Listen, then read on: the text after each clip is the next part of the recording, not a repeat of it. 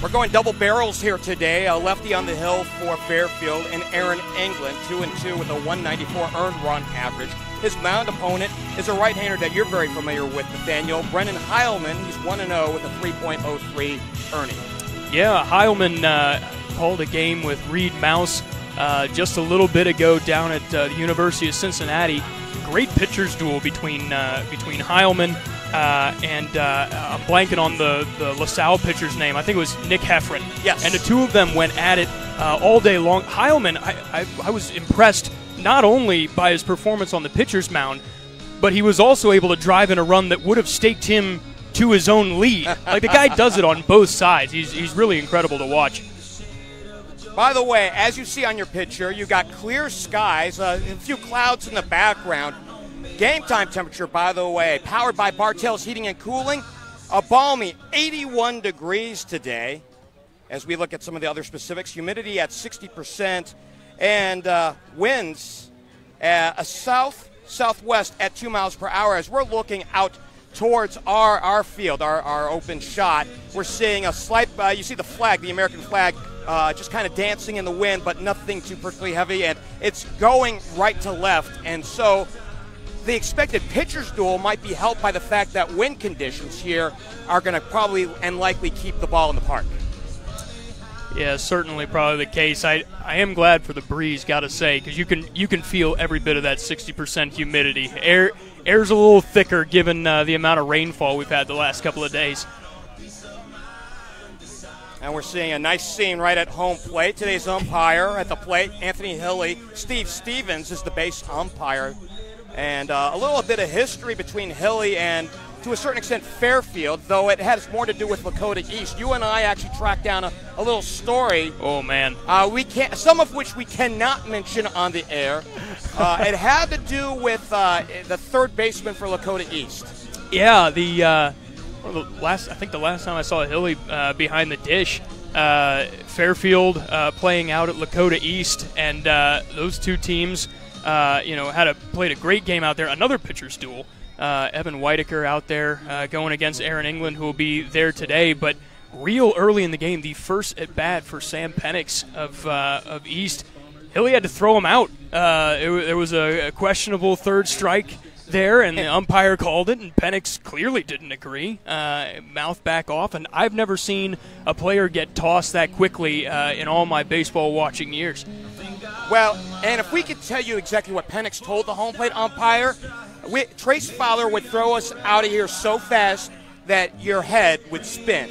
Indeed, and he wouldn't be wrong. So, St. X, their head coach is Bob Sherlock, who's got a couple of conference titles to his credit, 2017 and 2021. So in a year in which Elder went to the state final, it was St. X that won the conference a year ago. On the other side, Tommy Begley's in his 5th year with the program. He was an assistant for a year before that. And before that, he had won 3 SWBL titles over at Waynesville inside of 5 years. And while we have still a little bit of time here, let's go ahead and give you the starting lineups here in this ball game. First for the Bombers, as we mentioned, Bob Sherlock is the head coach in his 9th season. Thomas Ryan will lead off, as you see on the screen, followed by Billy Perotsky. Brennan Heilman, today's pitcher, will bat third. Max Clare is in center field, batting cleanup, followed by Evan Weiler, Michael Gockins, Tommy Guggens, the shortstop, Jack Metzger, and the DH is Will Hendon. On the other side, for Fairfield, Tommy Begley's in his 5th year as a head coach. Noah Wagster is leading off and playing shortstop. John Wiseman will bat second, followed by John Rodriguez. Connor Rackett bats cleanup at first base, followed by Kemper Murray, Brady Black, Reese Wayhoff is behind the plate, Josh Isaacs, and Ashton McCann. As we had mentioned, Brennan Heilman is 1-0. You had seen him a couple weeks ago over at UC in that game against LaSalle.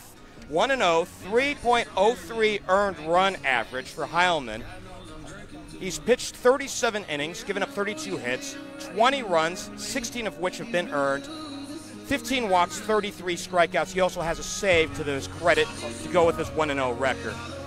His mound opponent, as we mentioned again, another guy that you've seen a bit here in Aaron England, 2-2, 1.94 earned run average, making his 10th appearance, his 8th start. has completed the game, 36 innings, an eye-popping 16 hits allowed, 10 earned runs, 11 altogether, 18 walks, 69 strikeouts, 2-2 his record with 1 save. And we will pause right here for the playing of our nation's anthem.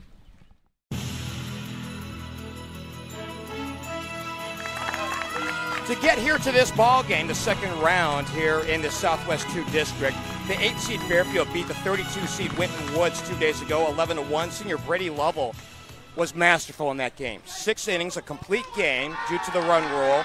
Only allowed 1 base hit, struck out 14 in that ball game.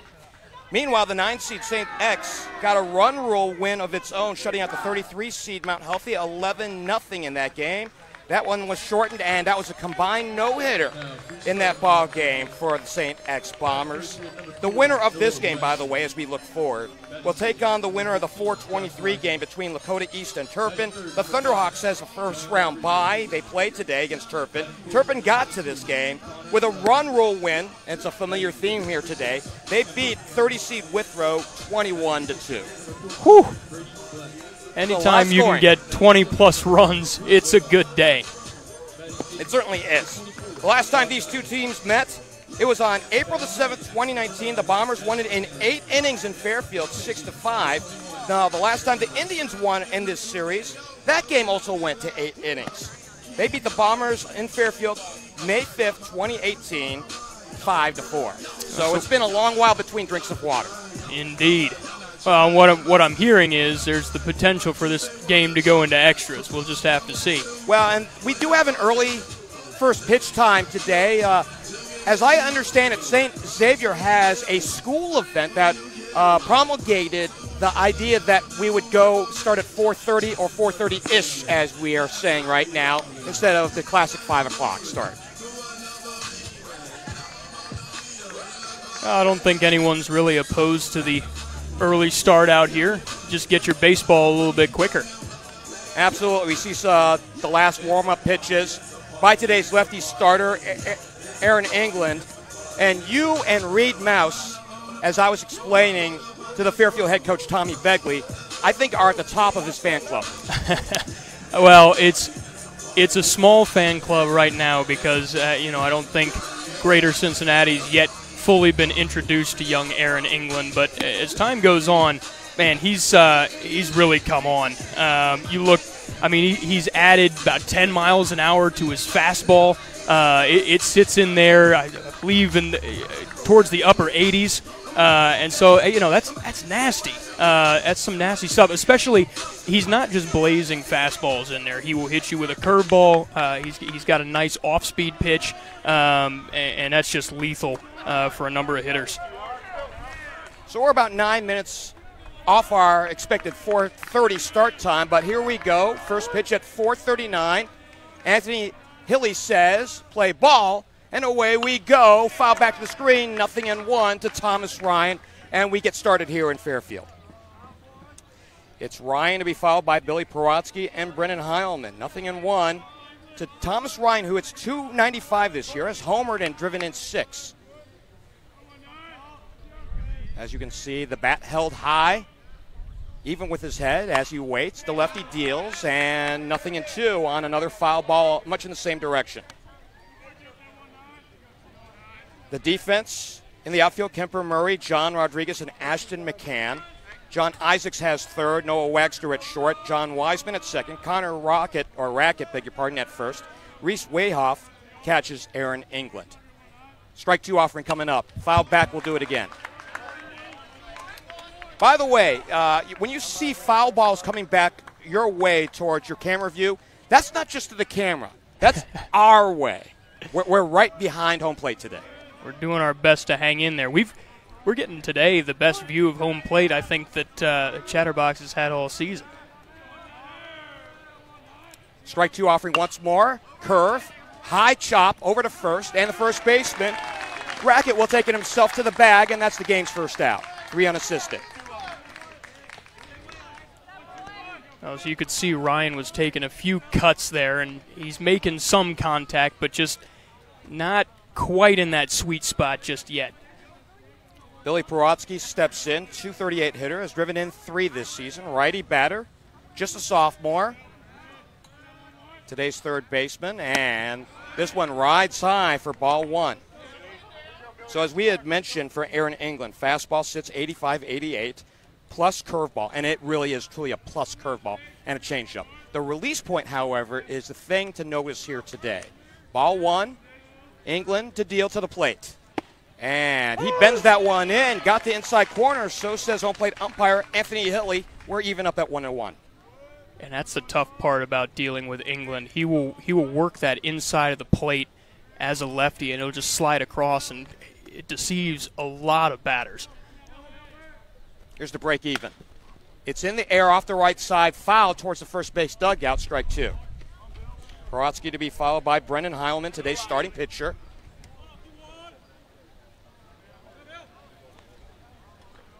As we mentioned at the top, ideal weather conditions. We got partly cloudy skies, though I think partly cloudy is a misnomer. We've got mostly sunny skies as a better way to do it. The beauty of those puffy white clouds in the background accentuating the backdrop here in Fairfield. Here's the 1-2. It's in the air into shallow right center field. Calling for it is the center fielder. Grabbing it is John Rodriguez for the second out.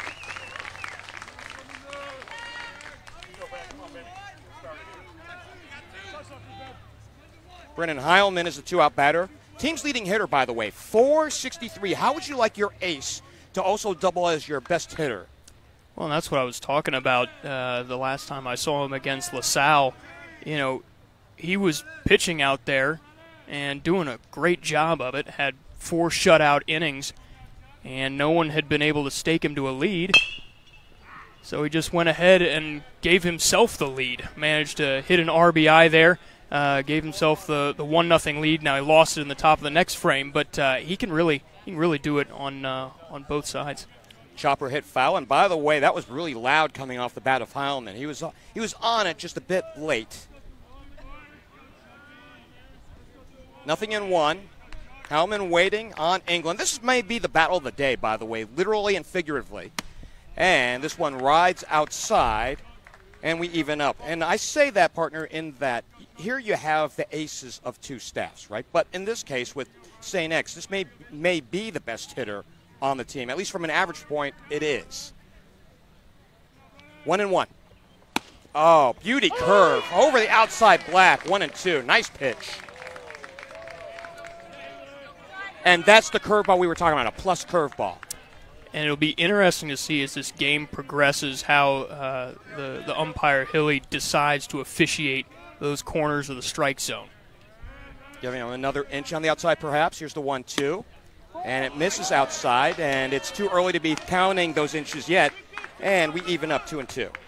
Yeah, you got to kind of feel your way into this one, both, you know, as England the pitcher and Heilman the batter as well, try and figure out where exactly that line is going to end up. 2-2 the count to Brendan Heilman. England deals out of the windup, and it's in the air to right field foul, and out of play. We'll do it again. Heilman to be followed by Max Clare, should he get on.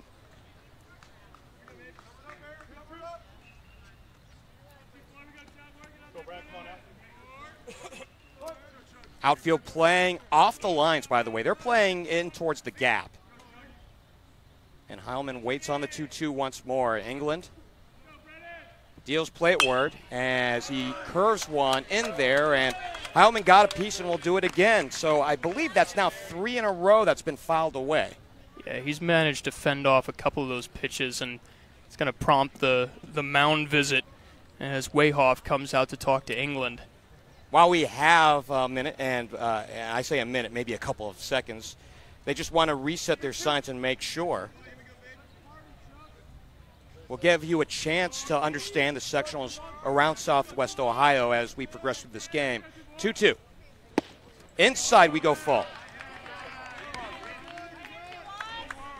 If nothing else, what that has done on the pitch inside, the fastball, is now you have to guard that inside, and maybe England goes away on a curveball. Here's the pitch. He goes inside, and that's the first base runner of the ball game.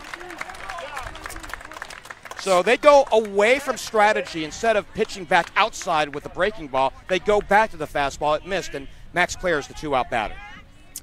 Yeah, and if there's a knock on England, he does issue a lot of walks. He's given up 16 hits on the season. However, he's issued 18 bases on balls, and you see number 19 right there to Heilman. The check of first, and it gets away, and Heilman will head on over to second as it goes into the dugout. So you don't see that very often on a pitch that's not to the plate and a batted ball. You get an error on a throw to first, E1. More importantly for Max Clare, who's a .381 hitter, he gets a runner in scoring position, has homered and driven in 16.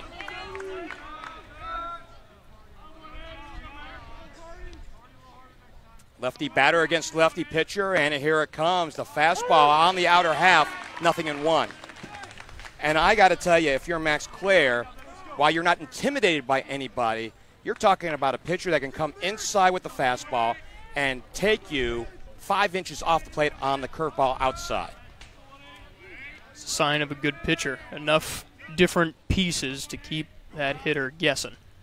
Strike one offering. Curve, swung on and missed, 0-2. England comes into this ball game third in the GMC in strikeouts with 69 this year. That is a ton.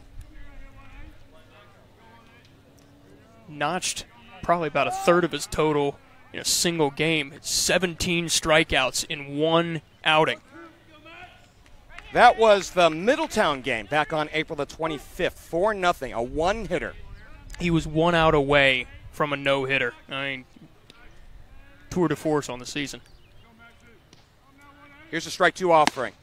And a waste pitch outside, 1-2. Should Clare get on, it'll be Evan Weiler, the catcher. No score, just getting started here in Fairfield this afternoon. A beauty here in the sectional playoffs, the sectional semifinals.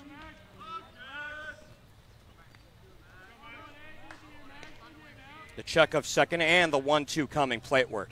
Fastball rides away, so away after the first two pitches were strikes, and we even up. Well, Clare's not scared. He's going to stand in there. He's 6'4". I don't know exactly what his weight is, but he's going to be playing tight end for Purdue. So, I think he's not afraid of contact. 2-2 the count to Clare. And a high chop to first base. Connor Rackett will take it to the bag himself, inning over. We go to the home half of the first. It's Say Next, nothing in Fairfield coming up here on Chatterbox Live.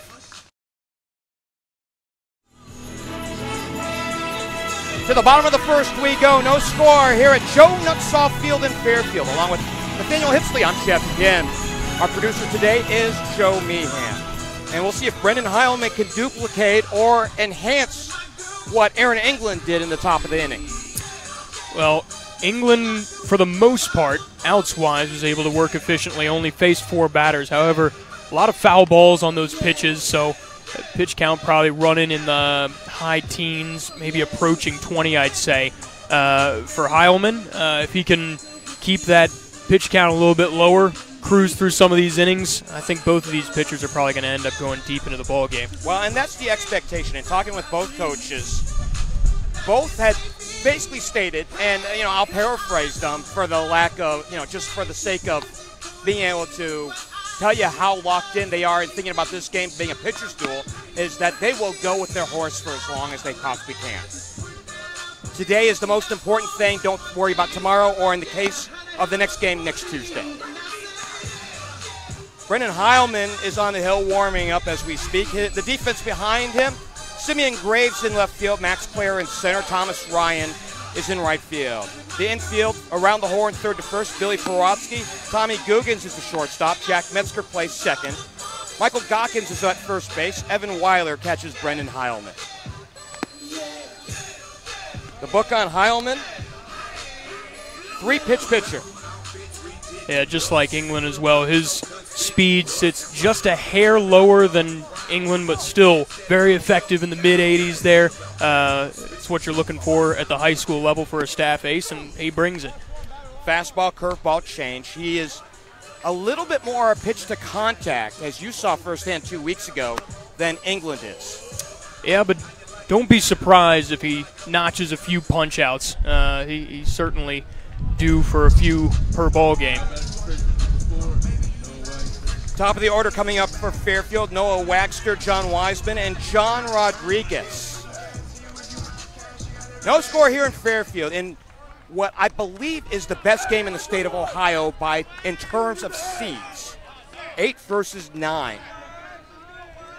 And I think if both baseball teams were in a different conference, they might have more wins to their name. I mean, they both went through absolute wars to get here. The first pitch, fastball downstairs, ball 1 to Noah Waxter.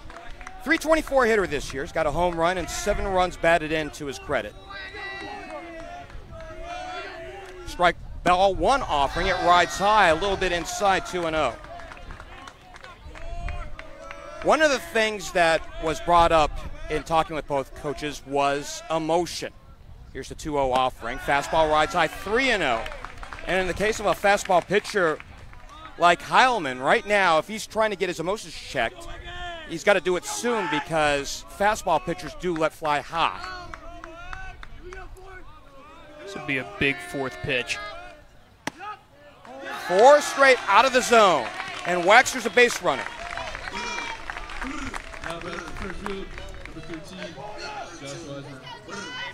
There's something different psychologically about a 4-pitch walk than some of the other ones. And, you know, I don't think it's going to necessarily put Heilman behind for a long time, but he does have to find that control pretty quick here, especially with Wiseman up at the plate. Waxter has 10 stolen bases, and this one back to the screen, nothing in 1.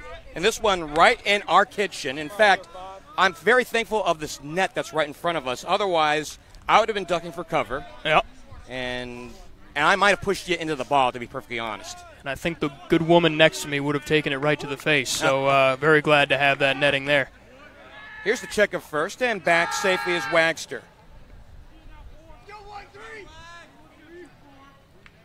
Infield looking for 2.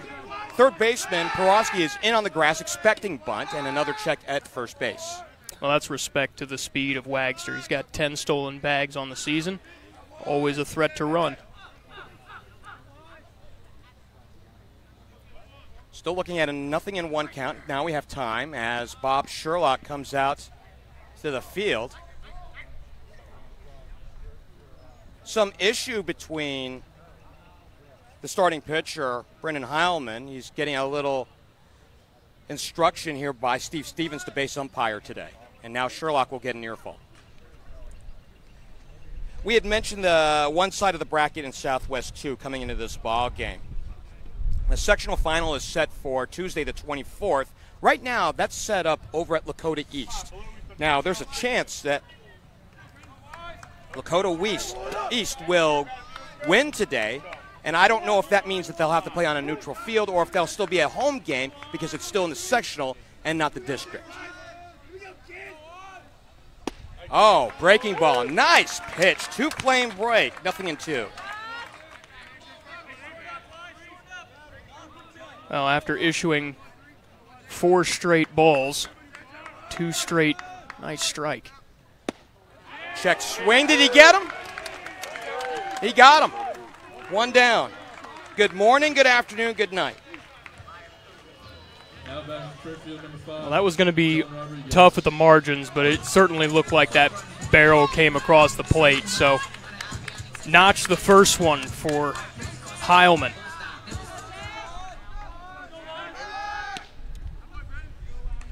A check over at first. Heilman notches his 34th strikeout this year. Got a good ratio, by the way, in terms of strikeout to walk. 33 to 15 coming in. And this one at the knees for a called strike. To John Rodriguez, 385 hitter, 19 runs batted in this year, and according to what you had dug up, as hot as anybody right now on either team. Runner going. Here's the throw to second. It is in time. No, safe. Underneath the tag of the second baseman Metzger. So the ball was there in time. If there was a reason for Bob Sherlock to come out, Oh, actually, to stay in. If there was a reason so for Tommy Beckley to come out, this would be now. Oh, goodness. You know, that's the second time now with the umpire behind the mound. Heilman's had some issue there. Gotta be careful. 1-1. And that's one you're never going to get instant replay at the high school level. I'm not advocating for it at all, but that would be very interesting to go back and look because that was a razor thin margin, and you never know. Could have nicked Wagster there on the steal attempt. Oh, nice pitch, right over the heart of the plate, 2-2. Well, the throw was there in time. There's no question about that. But if the tag wasn't there, then the tag wasn't there, and the runner's safe. Well, and Wagster's, a pretty thin, wiry guy, so it's, easily, acceptable that he might have just slid underneath the glove. 2-2, right side, we go full as the cap comes off of Brennan Heilman's noggin. By the way, how would you like to throw so hard that your ball cap actually flies off as you deliver? Yeah, I've never been capable of such velocity. Well, you and I have a quorum. The check of second, here's the payoff. And it's flared in the shallow center field, base hit. Wagster around third, and he will get the stop sign. The throw back to third, no throw there, actually. And we have runners on the corners with 2 out. With 1 out, beg your pardon. So check that out. That extends for John Rodriguez, a 10-game hitting streak, now make it 11. And again, just a flare into left field. Wagster had a whole bunch of speed around him, and he was given the stop sign. Otherwise, it would have been a play at the plate. So 2-1 with 1 down here in the bottom of the first. You got a Fairfield shirt on under that black jersey? Gentlemen, all personnel, please be inside the dugout. You're not inside the dugout. Got a couple of checks from the umpires here today. Anthony Hilly issuing a message to the St. X dugout. They want all personnel to be back inside the fence. It's just out of our camera view, but there is a chain link fence that protects the dugout, and it's part of a safety measure, if nothing else. Absolutely. You saw that ripped foul ball that would have taken one of our heads off. Same thing is certainly possible there. And this one skied foul off to the right by Connor Rackett. 0-1. 295 hitter, has driven in 15 this year. Cleanup batter, Junior, batting from the right side. Wagster's at first. Beg your pardon, at third. It's John Rodriguez at first. And now here's the pitch. And it's lined just over the glove of the second baseman. In comes Wagster. Fairfield leads it 1-0. Well, I was just getting ready to say something about the potential for Wagster to take home if there was a wild pitch, and didn't need to worry about that. Rackett just by the thinnest of margin gets one over the glove. And as you see, got a pitch to hit right over the plate and went the other way with it, as Fairfield has strung together a couple of hits to drive in a run after Wagster led off with a walk. And one of the hallmarks of Reed Mouse is that he hates leadoff walks because they inevitably lead to scoring. He's looking at this as a defensive catcher, by the way. Of course. Very different tint on it. 1-0. Ground ball to the shortstop. They go to second for 1. The turn to first. And out! A 6-4-3 twin killing to end the inning. A beauty there as Guggen started it. Metzger on the turn and Gawkins finished it. We go to the second. A beauty here as we get another look. Well, that's interesting. I think there is a potential. I'm hearing it from the crowd, and I was thinking it myself. Possibly a makeup call there by the umpire out in the field. 1-0 Fairfield. We head to the second on Chatterbox Live.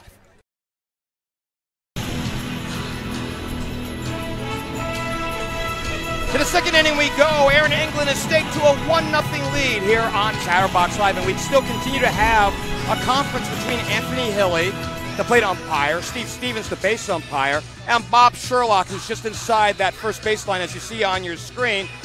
Sherlock is in a state of, he's not in an anger. This is not an Earl Weaver moment by any means, but he's trying to plead his case on something.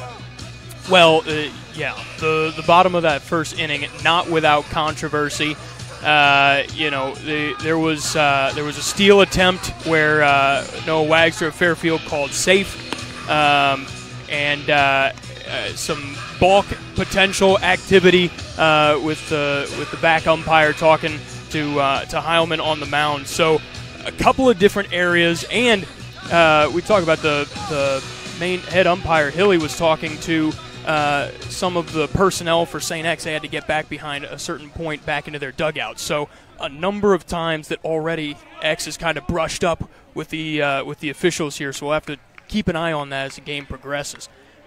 Winner of this game takes on the winner of the 4:23 game, going on, we assume right now, just after 5 o'clock, between Lakota East and Turpin. And the first pitch of the second inning is fouled back to the screen. 0-1. Evan Weiler at the plate, 327 hitter. He's got a home run and 13 runs batted in. 0-1. Well, I think some of that tension stems from the fact it is a postseason game, and these two teams are so evenly matched that I think both sides are probably concerned that this game could tip one way or the other on one play. 0-1.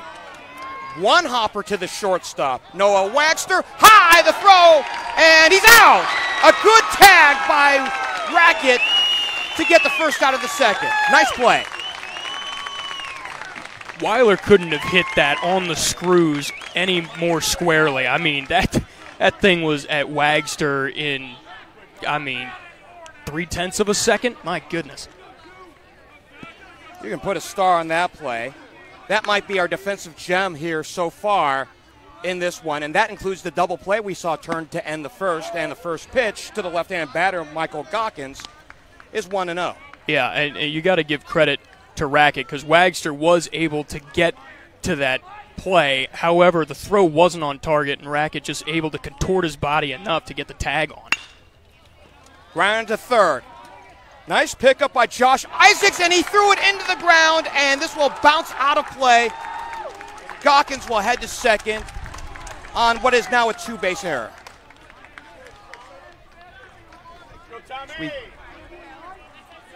I don't know if we'll get another look at that one, but that one was it wasn't airmailed. It was a low curveball that went 12-6, and by the time it reached first base, it was a case for the first baseman, Rackett, to try to figure out where he was going to position himself to block the ball or dig it out.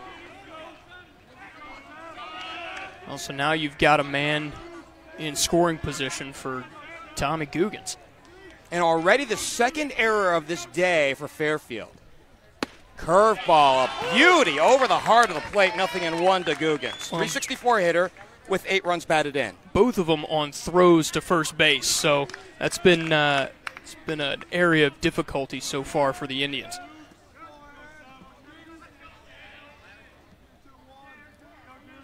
Googans waits to strike one pitch, and the changeup misses downstairs, and we even up. Googans' father, Scott, is the head coach over at UC. And if I recall, Scott Googans had also coached at Xavier. So very versed in Cincinnati baseball, and the fake back and the look back to second. You don't often see a coach head to the other side of a rivalry, so that has always impressed me. You know what the best part of that move is? And I'll tell you after this pitch. Down below the knees, 2-1. You don't have to pack your bags and move. That is very true.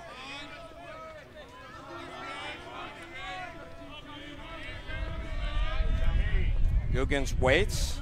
2-1 offering. A long time shown by England. Now he finally deals over the plate. Knee high. And we even up. This is where England can do a lot to help his case. Haven't seen a strikeout from him yet. This would be a good a time as any for a punch out.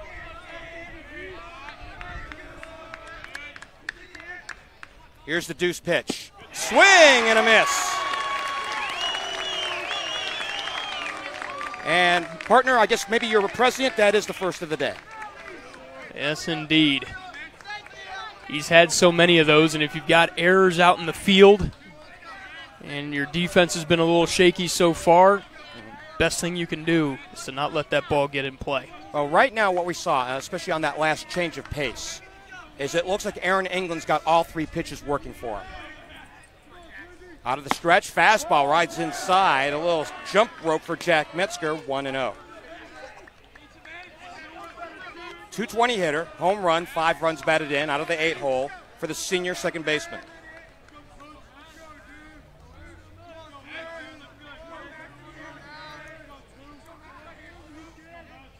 Again, the check of second, and this one, a little pitch, a change, caught the corner.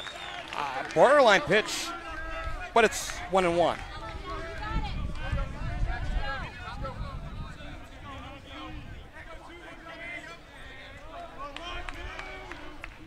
If you're Metzger here, ball in play, potential for an RBI.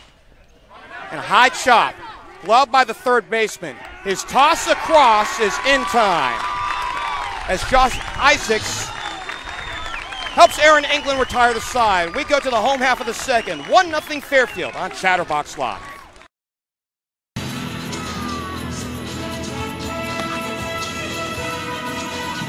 We go to the bottom of the second. 1-0 Fairfield leading the 8 over the 9 so far here in the sectional semifinal.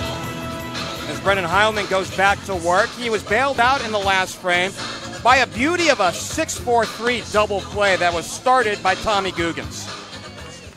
Yes, indeed. And Guggens able to get it on just in time to second base, made it around to first, and they were able to work themselves out of a jam a little bit there.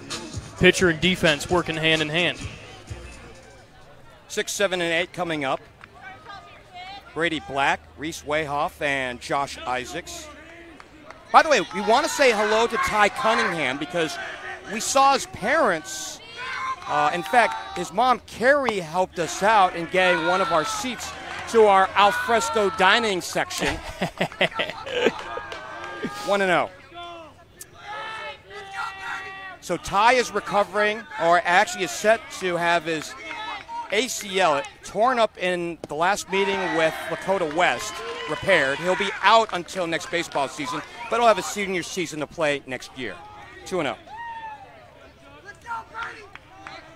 Yeah, certainly looking forward to see what his senior season holds. Line drive into center field. Max Clear records the first out. I want to speak about Max for just a second. I know he's on defense, and we may know him a little bit more for his bat and even more for his ability to play football. But in talking with Bob Sherlock, we were talking about, actually I came up and he gave me information that I hadn't known. Obviously, we do know that he's committed to Purdue for football to play tight end, and here's a first strike to Reese Wayhoff. What I didn't know, and the bit of information Coach Sherlock gave me, is that he's also scheduled to play college baseball for the Boilermakers as well. Ground ball to third. Porotsky boots it, and a runner on. So Wayhoff is the benefit on an E5, and that's the third error of this ball game inside of 2 innings. It's been a little bit of sloppy play out there, which is actually the case the last time these two teams played in 2019. Fairfield committed 8 errors in that one. It's St. X who commits the error there. Josh Isaacs, the one-out batter. Junior to the plate, 242 hitter. And a nice pitch on the outer half, 0-1. Team's leading home run hitter with 2 on the season.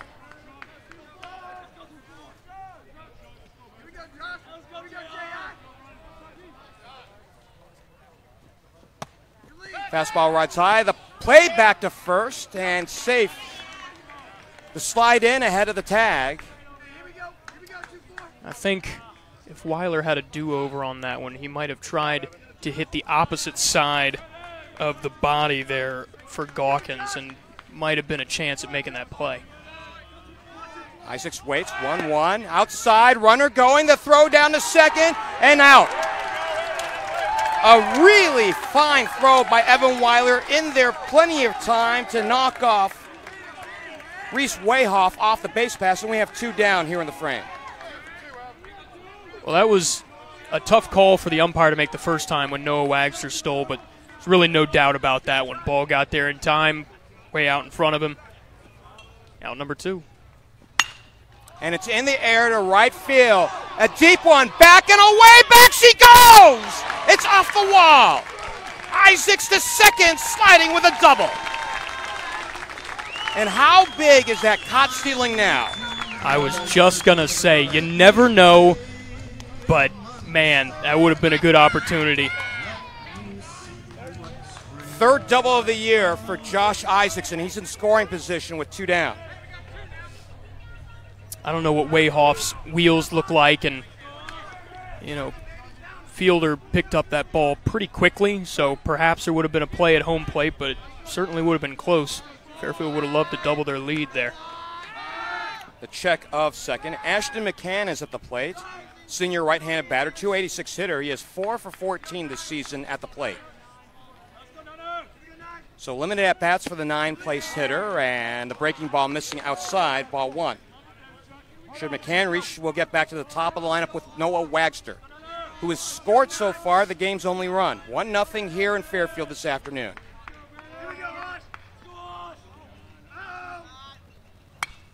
Back to the screen just above our heads, and if you and I were 15 feet tall, that would have hit us in the face. Luckily, not even close to 15 feet. Not even stacked lengthwise. No, you'd need a third of me to get up there. We're even up. One ball, 1 strike. Highland trying to get out of the inning and cut on and missed 1 and 2. Buried in a nice fastball in the dirt, kind of a 2-seamer or a sinker, and it's 1 and 2. Yeah, he got McCann to take the John Daly swing at that one. Infield at normal depth, and time called at the plate by McCann as he asks for time, and Anthony Hilly grants it. Now he'll step back in. I had Daly on the mind. Do you know he's actually entered in the PGA Championship? Is he really? They let him take a cut off the opening green. What a legend. Waste pitch outside, and we go to 2 and 2. I think his official odds on there were like plus 1 million or something like that. Sure. But you're saying there's a chance. I'm saying there's a chance. Still a deuce pitch. Swing and a miss. And we go to the 3rd inning. Fairfield leads it 1-0 here on Chatterbox Live. 1-0 here in Fairfield as the Indians continue to lead the Bombers, and to take you through the next 3, Nathaniel Hipsley. Well, thank you, Jeff. That would be Geoff Kim riding sidecar for the next 3 innings here, and it's been a tight one so far in this one. 1-0 Fairfield leads it at the moment. It's been a little bit tense so far in the first couple of innings. We'll see what we've got here. You've got the bottom of the order, and then on into the top for the Bombers will be Will Hendon, designated hitter, up in the 9-hole for the first time today, 200 hitter. And then Thomas Ryan and Billy Paratsky are the other 2 batters guaranteed up this inning for the boys in blue.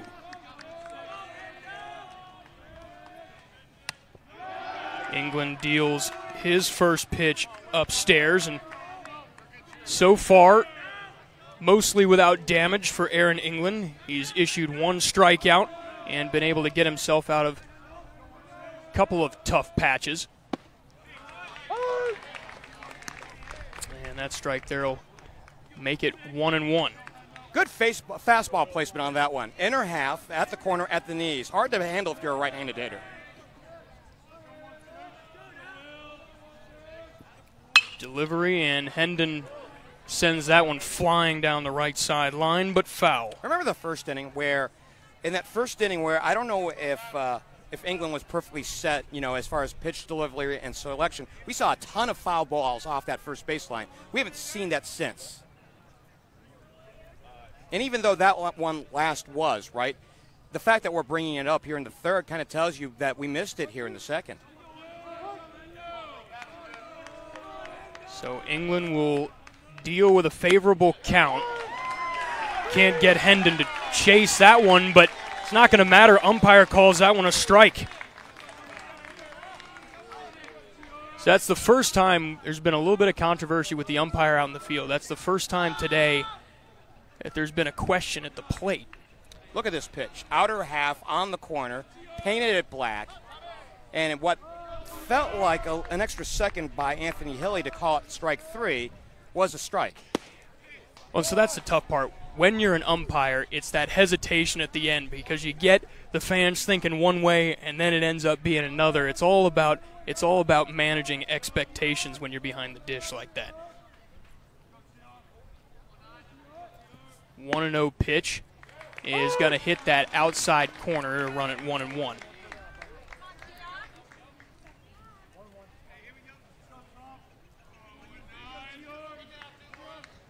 Even count for Ryan, who had a high chopper ground ball to the first baseman his last time out. That one wild for 2-1. With Ryan hitting here, this is the 10th batter that Aaron Englund has faced. And you would think that he had thrown first pitch strikes on the majority. 5 of 10 right now. He's not afraid to throw a little bit of garbage in there. If he gets behind in the count, he's confident he can work himself back out of a jam as that one's fouled down the left field line. 2-2. Ryan, who is committed to play ball at Michigan State, step back into the batter's box. Even count with one away.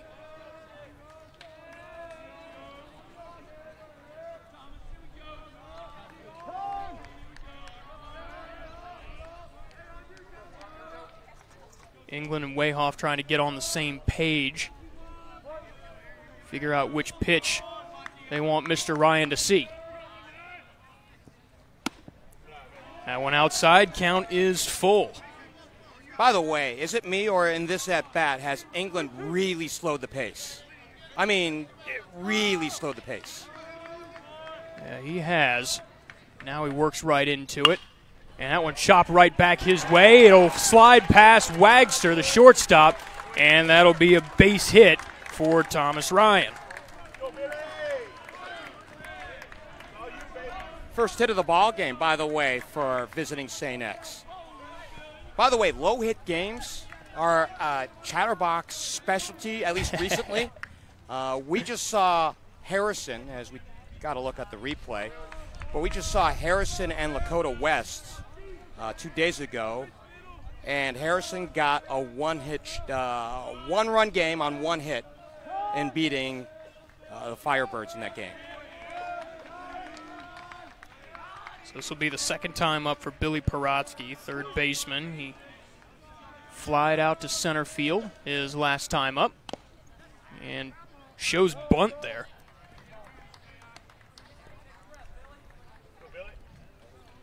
So that'll be strike number 1. Don't see a whole lot of bunting in a scenario like that, especially when you've already got one out on the board, but I guess you try a sneak attack in that scenario and see if you can get lucky. Fielding has been an issue for both teams at different points today. Well, and to your point, inside the first 2 innings, the home team, Fairfield, committed 2 errors, on throws. So, hey, if you have a ball that's in play, your mileage may indeed vary. Another throw back onto first base as they're doing everything they can to keep Ryan honest. And what I mean by that is if you've got a ball that's thrown around and outside of gloves. Man, that one almost took your head off. Foul back on the pitch makes it 0-2, but that one, we got to see that one in live and living color. I was a witness just now, had that been any closer, to Joe Meehan's workman's comp claim. That's all I know. Paratsky will step out of the box for a second. Talking with Sherlock down there at third.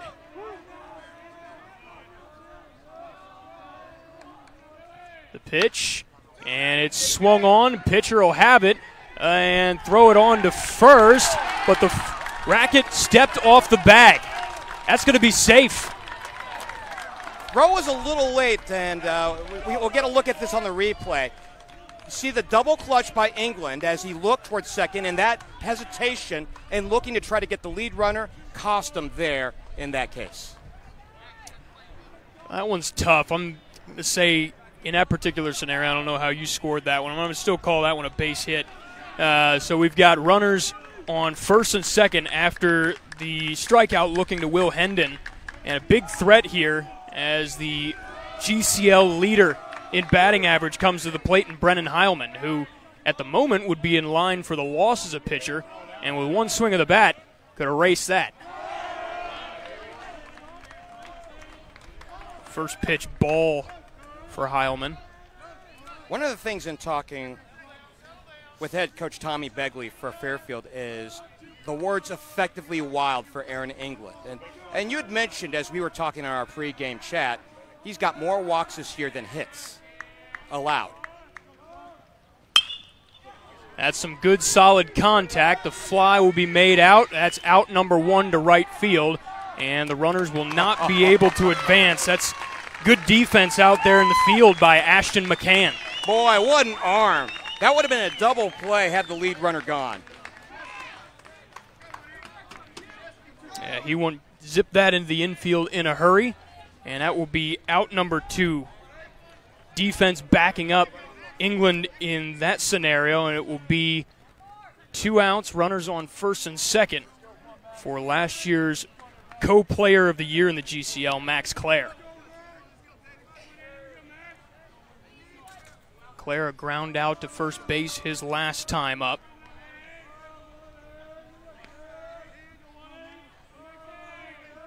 Big moment for both sides.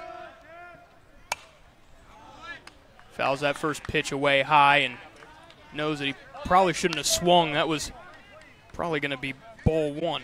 Yeah, that was definitely high. It was there, shoulder high. But, you know, when you see a fat pitch over the plate or just off the plate, those are so hard to resist. And you know that you can get contact on them. You just don't know if you can put it in play. Certainly tantalizing, but pitch number one belongs to England. 0-1. And he paints that on the outside corner, 0-2. You want to talk about painting a black. Mercy, what a pitch. So you're already seeing out of England what he can do in high leverage situations. This is his first postseason outing of his career, and this would be a big situation. He's got to put out Clare to end the inning. And he gets Clare to chase one. Struck him out, and the side is away. To the bottom of the third inning we will go. The score still 1-0, Fairfield on top.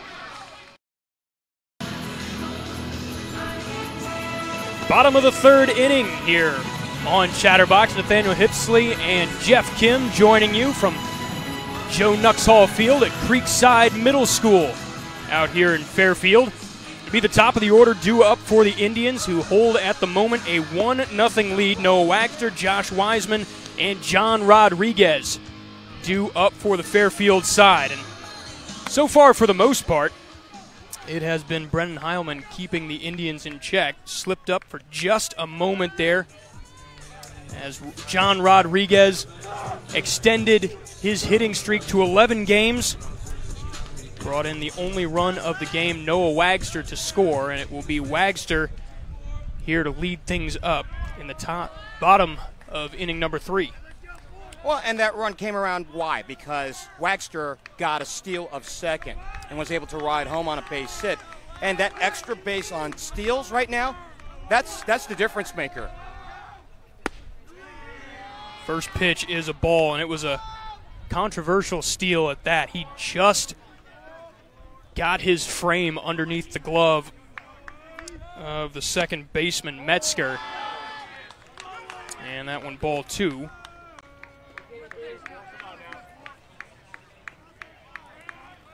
So a 2-0 count for Noah Wagster. That one right down the heart of the plate to make it 2-1. Classic get-over fastball, right? You know, it's like, hey, if you know that the batter's not swinging, throw it down the plate. That one swung on and popped well behind the screen. And will drop beyond the little creek that runs behind Creekside Middle School, aptly named. 2-2 count. Creekside Middle used to be the high school for Fairfield until they built the new location, and that one drops in there. Heilman thought it was going to be a strike. And the umpire, Hilly, says no, 3-2. I mean, if it was off the plate, it was by about an inch. That's how close that was. He'll have to reset and shake it off. 3-2 count. That one fouled back again by Wagster.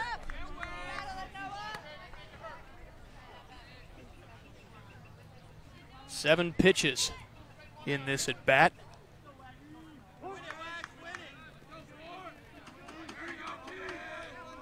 And Heilman working with Weiler to see if they can punch him out. That one chopped on. Nice play made by the third baseman. Thought for a second that one bounced in the dirt. It just sailed right to Paratsky. And Billy Paratsky, nice heads-up play. And look at this, well-positioned. Oh, wait a minute, that was a play before. But in talking about it, right, just off the third base bag by a couple of feet, just well-positioned and well-timed. I mean, he saw the elevation it had and had time to jump. First pitch dealt low for Josh Wiseman, who struck out his last time up in the first inning. That's the only strikeout issued by Heilman today.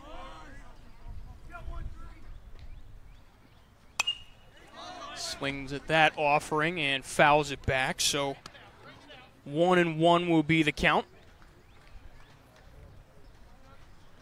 Heilman, for the most part of today, except for one or two breaks in concentration, has really been running through this Fairfield Indian order. Yeah, it was just a shaky top of the first, or bottom of the first, rather. Gets that one right down the heart of the plate for his second strike.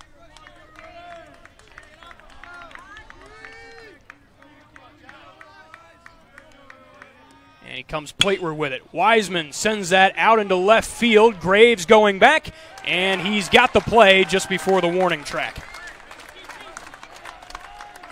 Good job by Graves. And again, this is just a good estimation on defense by St. X defenders today. We saw the line drive to Paratsky, was able to time it on the jump. And in this case, Graves was able to time the ball. He saw the velocity on that, realized that he didn't have to go full speed, and was able to get it on the run. So out number 2 will bring Rodriguez up to the plate. Rodriguez hammers that one down the right field line, but foul. And John Rodriguez now in an 11-game hitting streak. 19 of 32. Batting over .580 the last 11.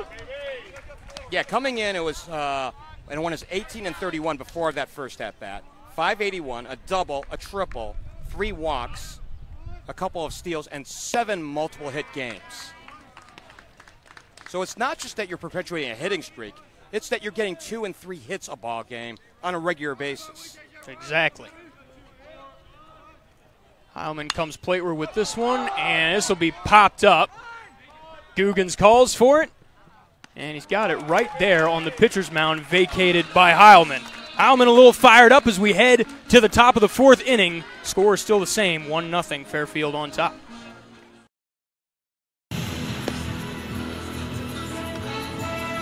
We are just about an hour through this affair out in Fairfield. Top of the 4th inning, as it will be the 5, 6, and 7 hitters coming up for the Bombers, Nathaniel Hipsley and Geoff Kim, sitting squarely behind home plate. So Evan Weiler, Michael Gawkins, and Tommy Guggens due up for the long blue line. You know, given our proximity to the plate and more importantly to batted balls, I just wanted to know if your health insurance premium had gone up here in the last few innings. No, not that I've been able to see, but I'll have to check in after the game. Sometimes it takes a little time for Anthem Blue Cross Blue Shield to process.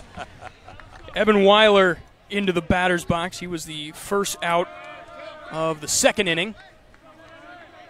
Grounded out to shortstop.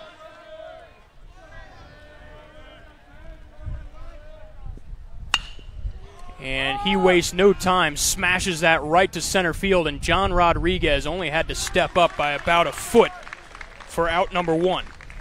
You want to talk about perfect pitch placement? I mean, that was Greg Maddux-esque, right? You know, that's a case. I don't know if you've seen YouTube tape of Maddux, but he would occasionally reposition infielders, and I know that was a play in the outfield, but he would reposition infielders in between pitches and say, step over to the left or the right a couple steps, and then be right there. So second pitch of the inning for England drops in there for a strike on Michael Gawkins.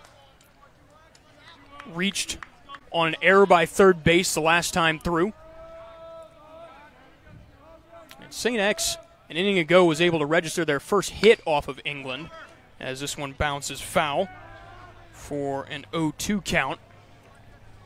We'll see if second time through the order, Xavier's able to figure out a little bit of the stuff that Aaron England is bringing plateward. I'll hit upon that here after this pitch. Still an 0-2 count. And Gawkins goes down looking. 2 away. So there is deception. And, you know, part of that had come, if you watch some of his prior appearances, that it'd be different release points, and that's why you'd be guessing if you're a hitter at the plate. Today, it's velocity. The velocity's been good. It's not really been sneaky fast as it's been in other games. It's just been good.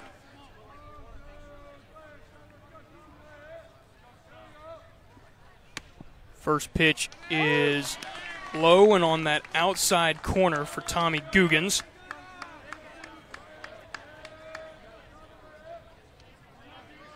Guggens, the shortstop, looking at an 0-1 count. Made a nice play out in the field a couple innings ago, and he will launch that towards right field, where it will be caught easily by Ashton McCann. And the Bombers go down 1-2-3. To the bottom of the inning we go, and we'll be right back on Chatterbox Sports.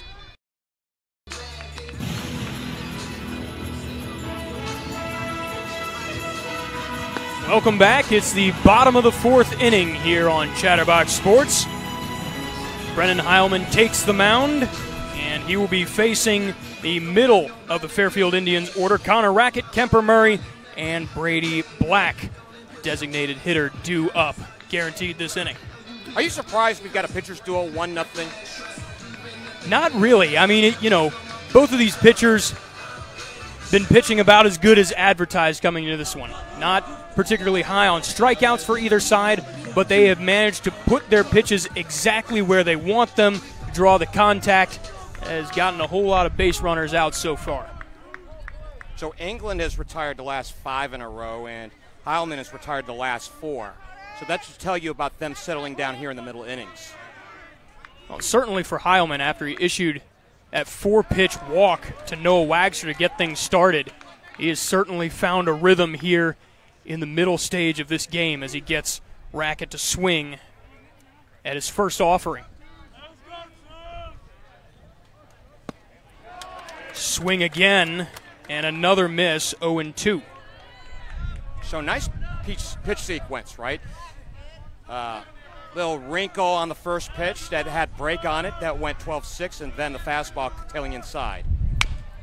Chops that one right back at Heilman. Heilman in a foot race and gets it easily onto the first baseman, Gawkins, for the first out of the inning.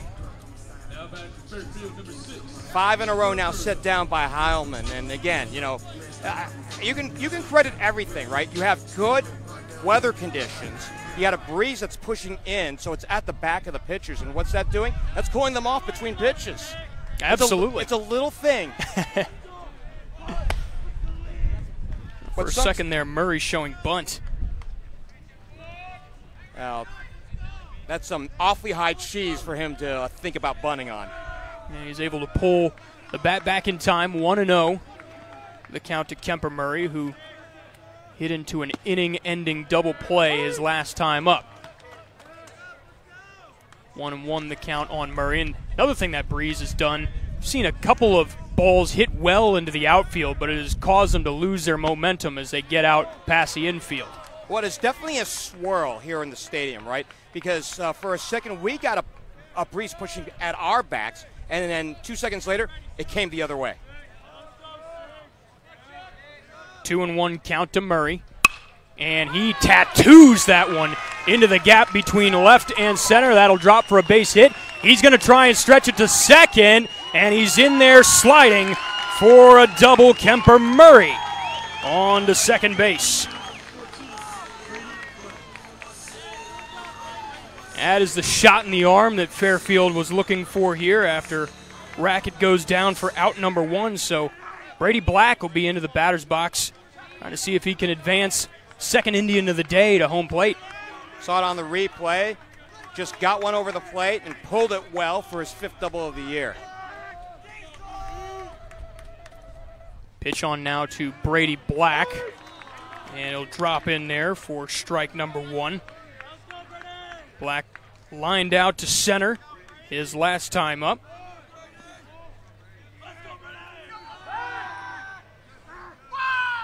Just want to make sure Heilman keeping Murray close to second base out there. The 0-1 pitch is going to hit for strike number 2. So he's found a nice rhythm here in this inning.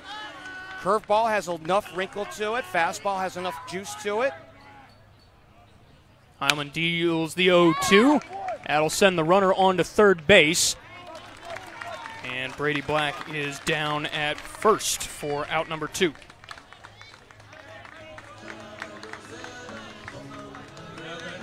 I'll tell you one more thing that Breeze has done. The scent of freshly popped popcorn makes its way to behind home plate. I think there is a chance, once you resume play-by-play, I might go over there and grab a bag.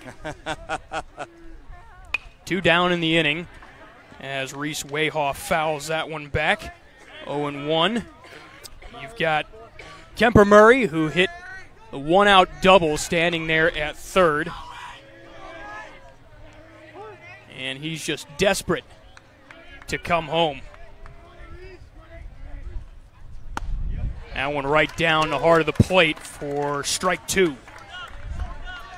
There is nothing like a well-placed fastball. Outer half, it has enough velocity where you're thinking about swinging and triggering, and when you don't go, you realize how good it is. Chopper to short, throw on to first base in time, inning over, and Heilman is out of a jam. Score remains as it has been for so long, 1-0 Fairfield as we head to the top of 5 here on Chatterbox Sports. And welcome back to the field. Joe Nuxall Field out behind Creekside Middle School. Playoff baseball here on Chatterbox Sports. Nathaniel Hipsley and Geoff Kim sitting behind home plate, where the Indians are hanging on to a 1-0 lead, and it will be the 8, 9, and 1 hitters for St. X coming up, hoping to change their fortunes here in the top of inning number 5. By the way, while we got a moment here, thinking about like the other action, in the other sectional games, on the other side of Southwest 2, in the top of the bracket, the 6th seed Milford has the 12th seed LaSalle. Milford shut out the 28th seed Western Hills 10-0, while the Lancers beat Edgewood 10-3 on Tuesday. The winner of that game will face the winner of the 3-5 game today. That's going on. Oak Hills and Sycamore. The Highlanders also had a first-round bye 2 days ago. The Aviators got by the 31 seed Wilmington 4-1. And honestly, even though this may be the best matchup, I can't wait for the one that's going to be up in the Dayton area on Tuesday that we're expecting, barring wins today. I'll tell you about that in a minute. It'll be Jack Metzger into the box for the first batter, and England deals that one way outside for ball number 1. Metzger, his last time up, grounded out to third to end the second inning.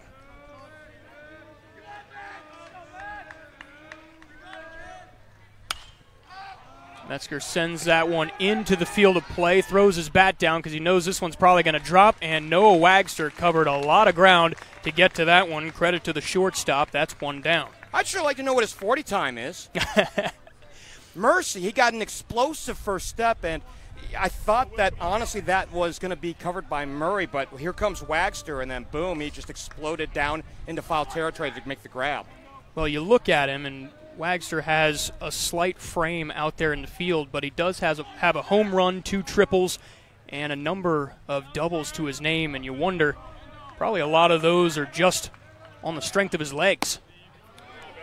Well, forgetting about the sectionals for a second and talking about Wagster, you look at how wiry he is, his frame, and you wonder if he's just buggy whipping those pitches into the outfield and for extra bases. So it's bat speed that he's able to generate. Hendon able to lay off that particular offering from Aaron England. 2-0 is the count.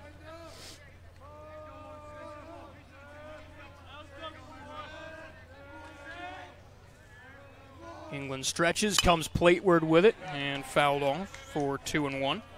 Now the matchup I was talking about that I'm expecting to see, should they win. 2 teams up in the Dayton area in Southwest 1 that got byes on Tuesday. The top seed in the whole Dayton bracket, Vandalia Butler, and the 2 seed Centerville. They're in the same side of the bracket. Pitch foul back for 2-2. Have to admit, I flinched on that one. Even though it was 8 feet above our heads. It was, I believe, Fairfield who has played Centerville already once this season. At Great American Ballpark, in fact, last weekend. That particular outing always so special. I was able to catch Centerville and Milford there back in, I believe, spring of 2018. And it's just really cool for 2 sides of young players to get to play in what could potentially be future home for them. Wagster's been a busy man this afternoon, but it's the left fielder, Murray, who calls him off. So Will Hendon is down on the inning. And that will send us to the top of the order. Thomas Ryan, his 3rd time out. He's 1 for 2 on the day. Ground out and a single. You were talking about the Reds High School Futures Showcase, which is all around, Great American Ballpark is obviously the feature location. But, we saw games at UC and Xavier. In fact, you and I saw games individually and collectively over at UC a few weeks ago on May the 2nd. That's right. They do them up at Miami as well. Number of really nice venues for these kids to be able to play on. 0-1 pitch is dealt outside for 1-1. Although, I got to say, this is probably one of the better ballparks that I've had the pleasure of visiting. Joe Nuxhall Field, a lot of history here. So says the young left-hander. 1-1 and make that 2-1. And they're actually getting ready, I think, to do some renovations on this field. They'd raised about $20,000 for renovations, and then Walt Lunsford, class of 71 here at Fairfield, chipped in another $20,000. Pocket change. Yeah. That's what I would do with $20,000 if I had it lying around. And the bobble is what cost the second baseman. Wiseman took just an extra second to collect, and Ryan gets himself aboard. Well, taking a look at it on the replay, just a high chop on the infield, and that last in-between hop got up on Wiseman, and it's that extra half second that really means all the difference between the difference on getting on base or getting the 3rd out and getting out of the inning. Well, kudos to Ryan for legging that one out. So the inning continues for St. X as By the way, Borowski calls time. Third error of the day for Fairfield and 4th overall. So, there's something to be said and to be appreciated about defense and when it's there and when you can stymie rallies. England deals that one way low and inside. 1-0 is the count. We'd mentioned the last time these two teams played out here, Fairfield 8 fielding errors. They've got 3 here today. Something about facing St. X at this particular park. As the count runs even, 1-1 nice to fastball. Porotsky. Nice fastball. Might be the biggest heat that he brought all day long. Big pop on the glove of Reese Wayhoff. 2 outs, runner on for Billy Porotsky, who singled his last time up. And St. X was hoping a couple of back-to-back singles in the top of the third, I should say.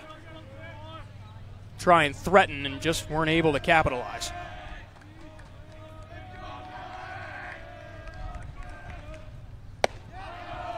Two and one. So a juicy tidbit for you. In one-run games this year, St. X is 2-6. On the other side, the Indians are 2-3. Take with it what you will. The wins are even, but the number of games aren't. Well, the beauty of live sports is you get to see in a couple of innings, give or take, what the outcome will be. Is that one foul right back into our faces once again. I mean, square right between the eyes. You literally cannot get more 3D than that. A run to count to 2-2. 2 outs as well. Chance for Porotsky to keep this inning going. Chops it right at third base. Throw, it's going to be a tough one, and just made it. Brackett falls over. He might have pulled a hamstring. He's still there writhing on the ground, was able to keep his leg on the bag, but that was an awkward position in which to catch that baseball. Anyways, we're seeing the tail end of it over there. Just now we're having a little concern out there, but you still got the end of the inning. We'll give you an update when we come back. Bottom of 5, still 1-0 here out in Fairfield. Brief moment of concern at the top of last inning as we go here to the bottom of the 5th. Connor Rackett for Fairfield at first base.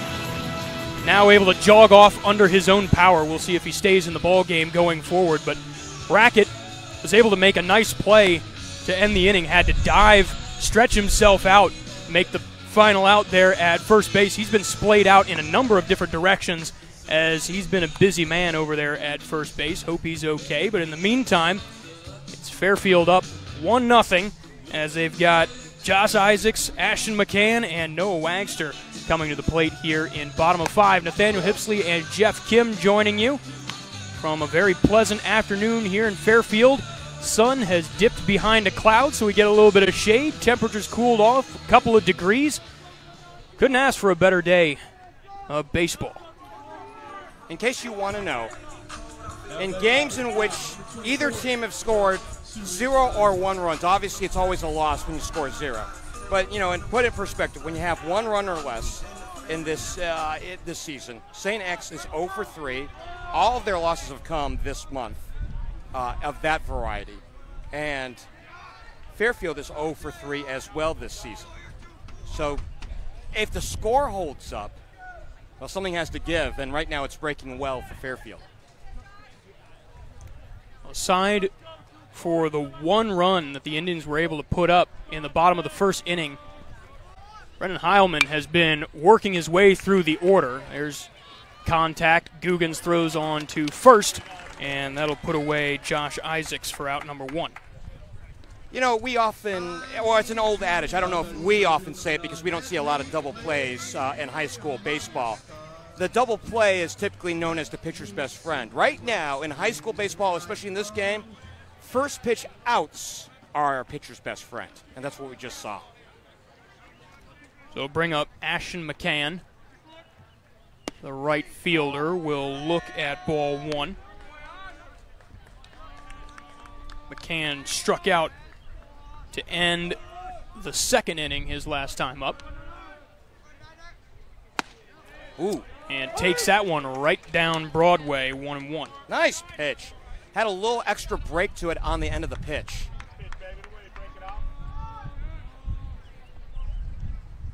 1-1, and McCann fouls that one off left side.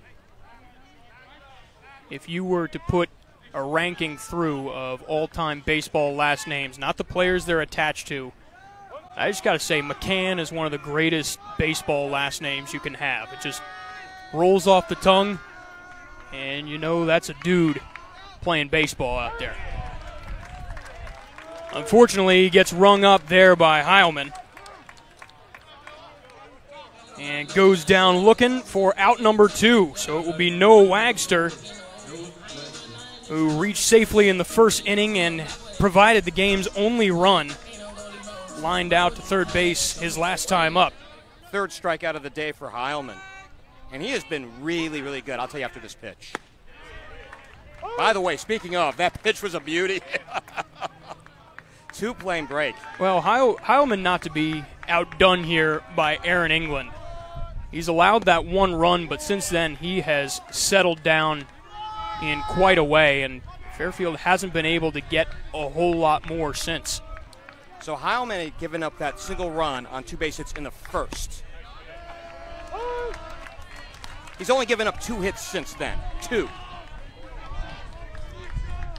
1-2 the count. Bases empty and 2 outs for Wagster. Fouls that one back into the screen, and we'll do it again.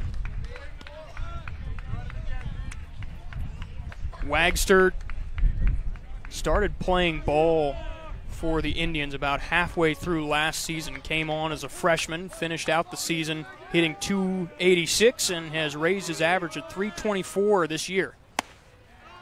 Not bad as you get to the end of your sophomore season sporting a career .311 average.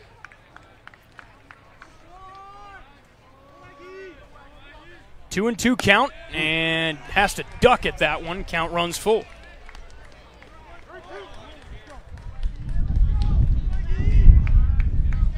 Payoff pitch about to be on its way from Heilman. And he walked him. 2 out walks. I know Reed Mouse doesn't like leadoff walks, but 2 out walks can have a similar effect. It'll be on the second baseman, Josh Wiseman, who's 0 for 2 on the day, to see if he can extend the inning further. Struck out, flied out.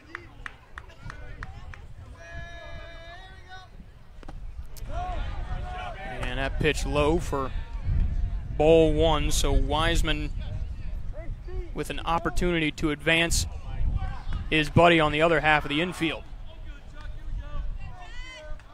They checked out to that back umpire, and he called that swing safe. This is what we had initially thought. 1-0, the count stays, and Heilman runs that one way upstairs, 2-0. And after that bit of chin music, you do want to have a little bit of a conference, and we do see a call out on the hill. Wanted to talk a little bit more about sectional, the sectional in Southwest 1. I had mentioned that the 2 seed was Centerville and the top seed Butler. They had byes on Tuesday. They're in action today. You assume, and you know what assuming does, but you assume that they're going to move on and go and play in the next game, which will be the marquee game in the entire state. That's the good news. The bad news is one of the top 15 or 16 teams in the entire state in Division I won't even get out of the sectional. That is how hard this sectional is. Man, every once in a while you just have a draw that goes that way and just kind of shake your head, but kudos to whoever comes out of that matchup. They will certainly have passed maybe one of their biggest hurdles. Butler had been in the top 5 for a good portion of the season. They've been since displaced, and you think it'd be by Centerville. Actually, it's a surprise team up north. Pitch drops in there for a called strike. Good conference call to get that strike there. Refocus the starting pitcher Heilman, and see if he can get out of this inning. No kidding. Be a shame to chase him after he's been so effective out here today. Throws that one quickly back to first. Keeping an eye on Wagster, who's already managed to steal a base today and ended up being the game's only run. Oh, and as we had mentioned at the top, both skippers want to run their starting pitchers for as long as they can. So if they get 6 and 7 innings out of their starting pitcher, they're going to consider themselves fortunate. Wiseman fouls that one away. Count leveled 2-2. By the way, one common opponent between these two teams all year, Oak Hills. The Bombers shut them out earlier this month on May the 7th, 4-0. And then Fairfield was swept back in March by them. Yeah, Fairfield did have some trouble, and speaking of trouble, it's trouble for Wiseman as Heilman drops that one in there for strike number 3. Got him looking, and we'll send it to the bottom of the inning. Back after this.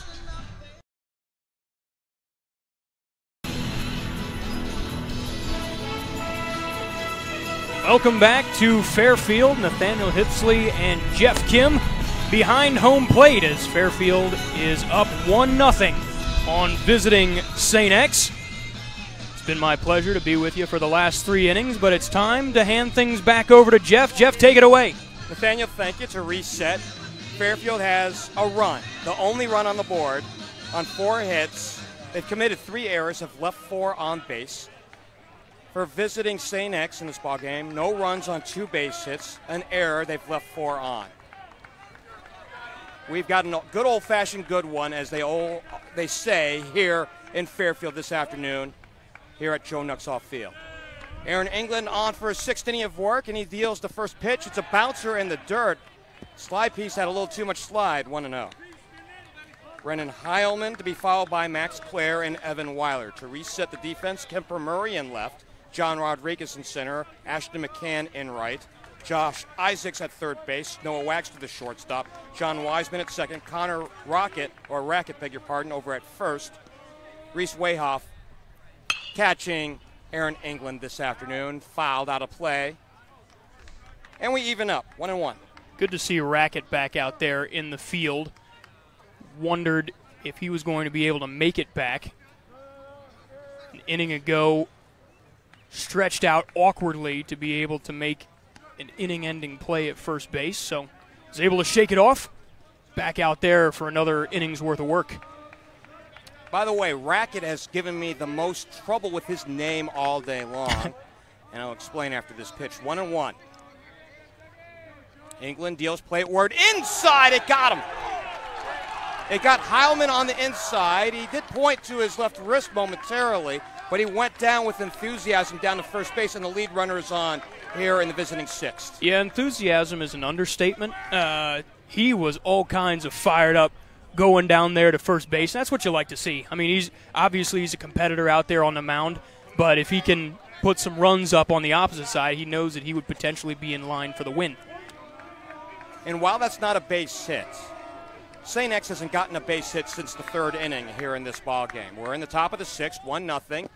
Check swing. It's a bouncer in front of the catcher, and it gets away from him as Heilman turns second. He'll throw to third, and safe. Gutsy running around the bases for today's starting pitcher as we take a look on the replay. Take a look here. Heilman just takes off. There's a stoppage by Fairfield, unsure of what to do, and Heilman just takes advantage, cruises in there, avoids the tag. All of a sudden, no outs and a runner on third. So a fly ball could tie up this ball game. On a wild pitch, 2 bases by Heilman. You don't see that every day. That's big-time speed and a very big-time heads-up for Heilman. Actually, they call it strike up on the board, I believe, as we're looking to the plate. I don't recall Claire offering up, but they're calling it 0-1. England deals, and back to the screen as he fouls it back. And now it's 0-2, just like that to Max Clare. So this is the highest leverage situation all season that we've seen from sophomore Aaron England. And he's responded to just about every bit of pressure that's been thrown his way this season, but he hasn't dealt with this sort of thing in the postseason yet, and he's got one of the most dangerous hitters in Southwest Ohio to contend with here. Fastball or curveball, take your pick your poison. 0-2 the count. The pitch into the glove of Wayhoff, and that's the first out of this inning. You can tell, you can hear it from the crowd. That was a huge punch out. Now, England still has a lot of work to do. He's still got to get through Weiler and potentially Gawkins.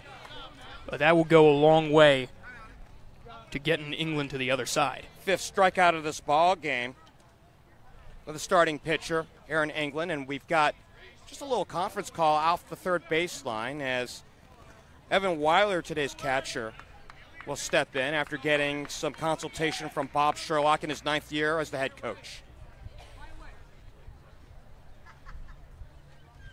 By the way, in talking with Bob, and you'd think I'd be on the payroll by saying this, but in getting to chat with him prior to the ball game and just wanting to make sure that we were attended to well, from a baseball standpoint for sure, I mean, this is a man that's an official scorer for the Cincinnati Reds. But as an aside, as we do have another conference call, and we'll continue to wax poetically here about Mr. Sherlock, is that he really wanted to make sure that I had everything, and literally everything I needed to prepare myself for a good broadcast. So instead of, while he is focused on his team, and he's got a good coaching staff to be able to do that with him and for him, he wanted to make sure that I had everything in line to talk well about his kids. So if nothing else, those are the people that you consider to be the best friends of broadcasters. So the tip of the cap to Bob Sherlock and really all the other coaches that have really helped us out so much during the year. In fact, to give equal time, Tommy Begley gave me 30 minutes of conversation this morning. Yeah, you know what it's like to talk to me about for 30 minutes. So. Sure. And more. Oh, yeah. Yeah. Well, we do it all the time, but, we're friends, so it's nice to see, when a head coach is willing to take that time, and of course they do it out of courtesy, but they also do it because they care so much about these kids. Time called at the plate for Weiler. 0 for 2, by the way. Ground out and a strikeout. And in fact, that ground out back in the second inning, that was a bang-bang play and a great one by Waxter to throw him out. Curveball missing outside. So right now, we've become a little bit more psychological in this ball game here in the top of the 6th. You're going to nibble a little bit and think more about pitch sequence. So you saw a curveball on that first pitch, ball 1-0. And again, time called by Weiler. And you know that he's playing a little bit of head games now with the starting pitcher. Well, and both sides are going to want to think about this a little bit because the margin is only a single run. So, yeah, of course, take a little bit of time. Hellman, the big lead off the third, swing and a miss. Blew him away with a fastball, 1-1. And was that the biggest heat that England has thrown all day? Here Certainly sounded like it.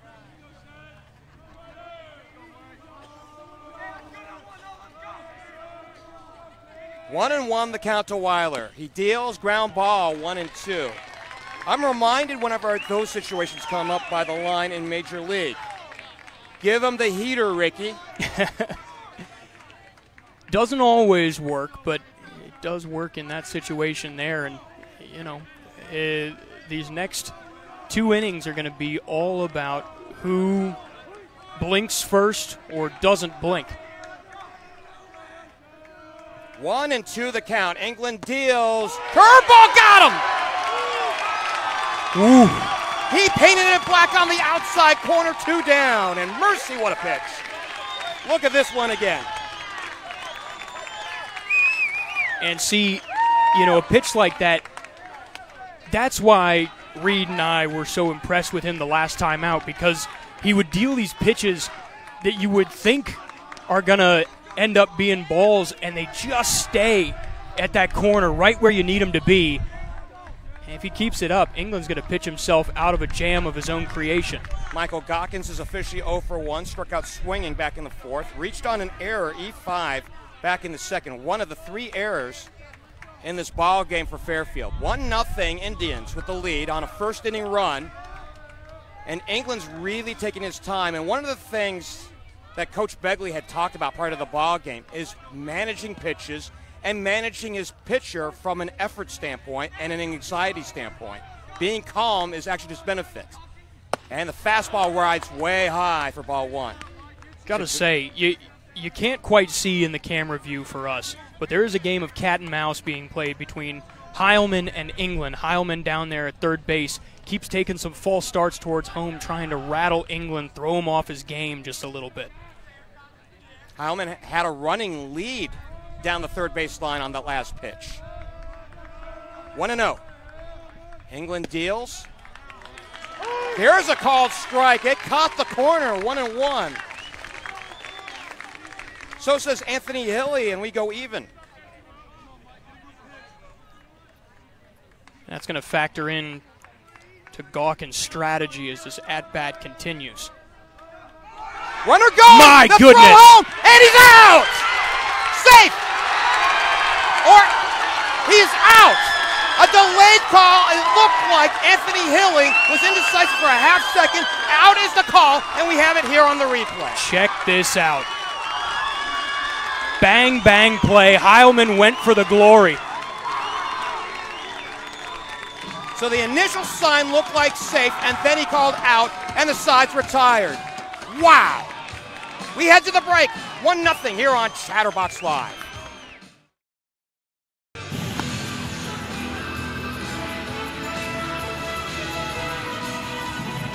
To the home half of the sixth inning, and perhaps the final at-bat of the day for Fairfield if they can hold on to the lead, leading it 1-0. Along with Nathaniel Hipsley, I'm Geoff Kim. Thanks to our producer / meteorologist Joe Meehan, who's giving us an update here on the weather. And we are expecting storms here in about 45 minutes, and we're hoping to get this one in and avoid extra innings. But the way this one has gone, Nathaniel, and given the play that we just saw to end the last frame, I don't know.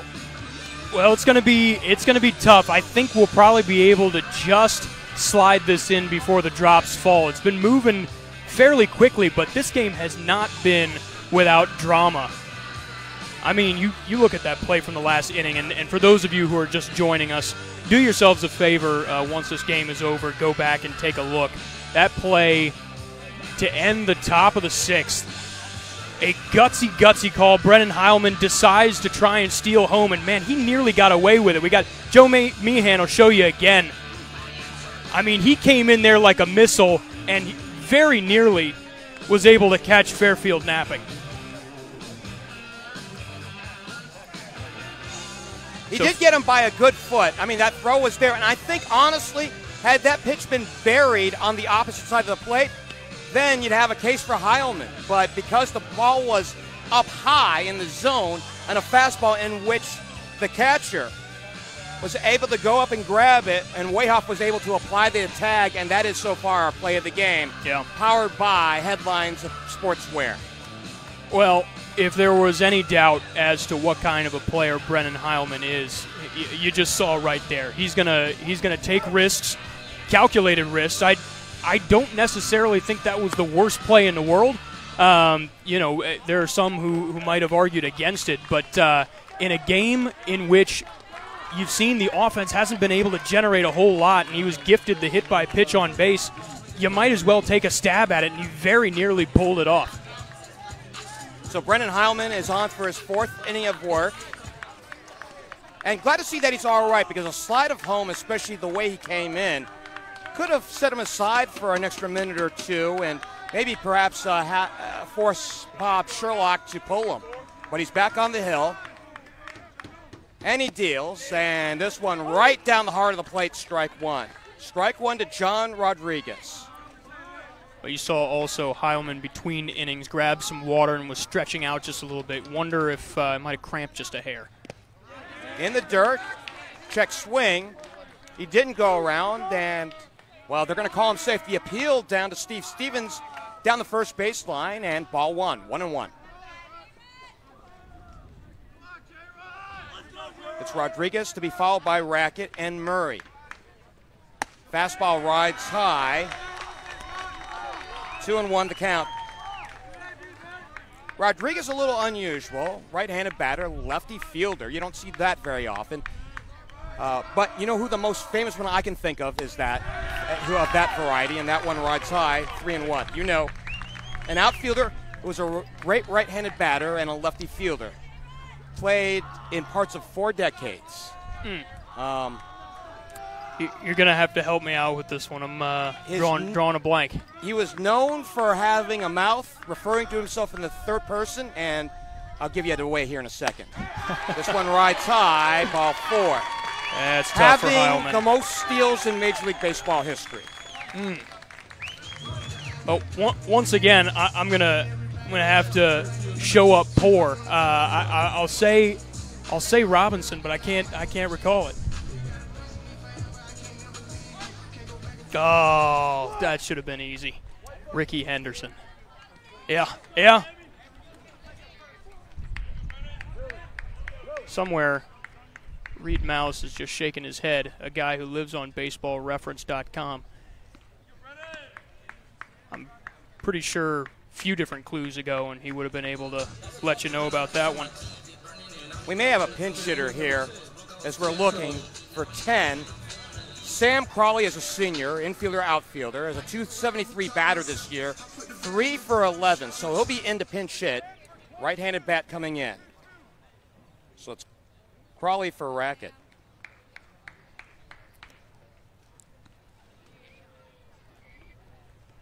Right now we've got an interesting situation here in the 6th. Heilman has pitched just beautifully today. After giving up a run on 2 hits in the first inning, he's checked the Indians' offense to just only 2 more hits and no runs. So even though you have a lead for Fairfield, right now if you're the Indians and you're Tommy Begley, you're praying for the insurance run. Fastball missing outside. To the new hitter, the pinch hitter, in Crawley. Well, you might be wondering in a scenario like this, just how long is Heilman's leash? I would tend to think you're going to let him stay in here and battle this one out. He's got, you've seen a couple of times where he gets fired up and rides those emotional highs. It reminds me very much of like a Madison Bumgarner type pitcher where he's just going to roll through it, and the madder he gets, the more he's going to lock in and hit. Oh, and excuse me, swing. I mean, that was literally out of self-preservation as Crawley squared the bunt, got a pitch on the inside, and if he didn't get around on that, that would have gotten him up in the peck. So instead, that's a strike instead of just being able to get out of the way, 1-1.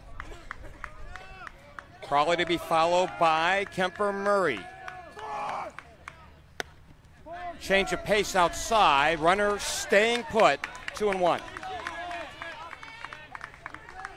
They've got the third baseman, Parotsky, playing way in, trying to protect against that bunt. He's a good 10 feet inside. This one fouled back on another pitch up and in. And again, a great job of self-preservation for Sam Crawley. 2-2.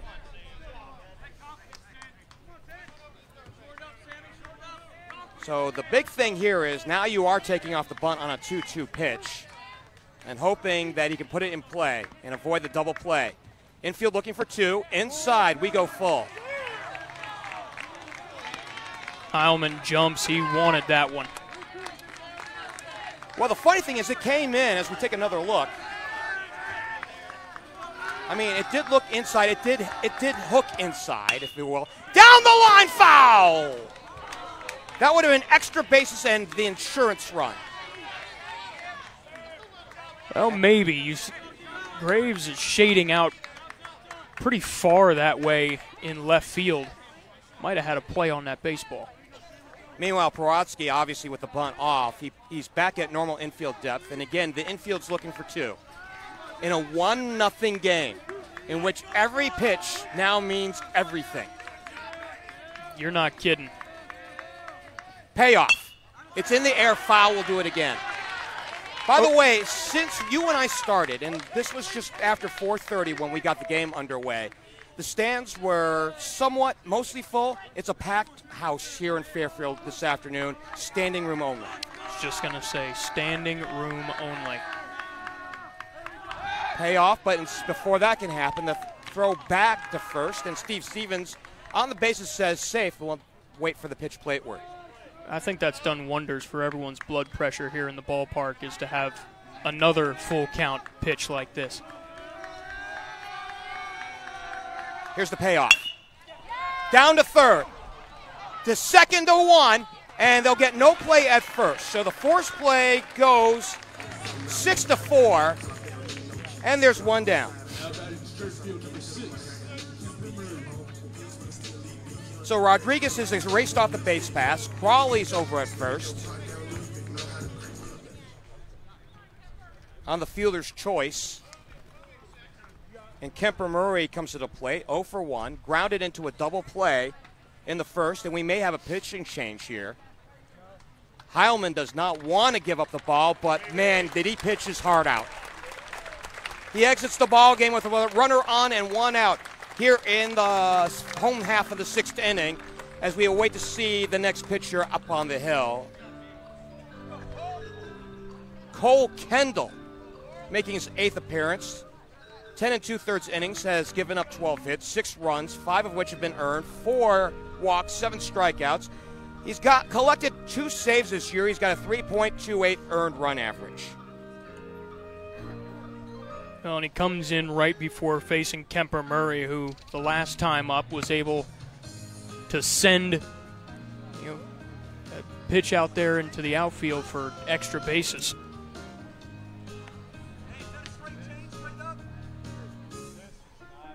We may have a pinch hitter as we're taking a look as we see the left-hander come in for the right-hander. So, when you switch barrels and you have players on the bench, this is a good thing about situations in which you have great pitching on both sides, is that you're better able to manage your bench because you have bullets in the gun, bullets in the chamber. Whether you want to hit lefty, hit righty, it doesn't matter. In this case, I think they're going to keep Murray at the plate and let the right-handed batter face the lefty. Whew. So Kemper Murray, 1 for 2 on the day. As we mentioned, he had that double in the 4th inning. And man, Fairfield would love an insurance run, but runs at all have been just hard to come by in this game. We are seeing a little bit, as you see on your screen, it become a little bit more overcast, so much so that I finally doffed the shades.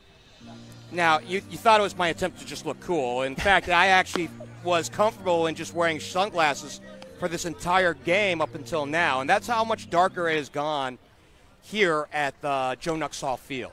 1-0 Fairfield with the lead, looking for the insurance run, and a run here to go up by 2, and Aaron England with 3 more outs is massive. As we had mentioned, the winner of this game will take on the winner of Lakota East and Turpin. That is the 4-23 game. East had a first-round bye, and they have home field, whereas Turpin won on Tuesday to get to this game.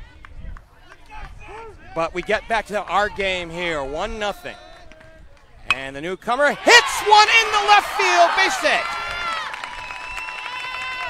So a clean single to right for Kemper Murray, and we got 2 ducks on the pond here in the 6th. Oh boy, Kemper Murray. Hits that one, sprays it into right field. Only hitter in this ball game with 2 hits on the day. He had doubled back in the 4th, now back on here, and he has put the lead run in Crawley over at second base. Brady Black waits, and he sprays one foul off to the right side, 0-1.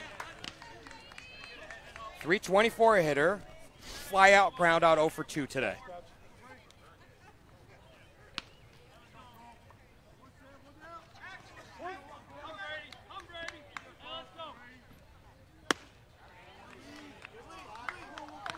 One and one.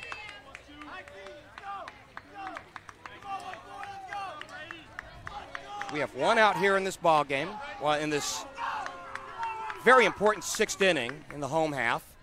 And the breaking pitch caught the outer half at the knees. Nice pitch. Had 2 plane break on that one. 1-2.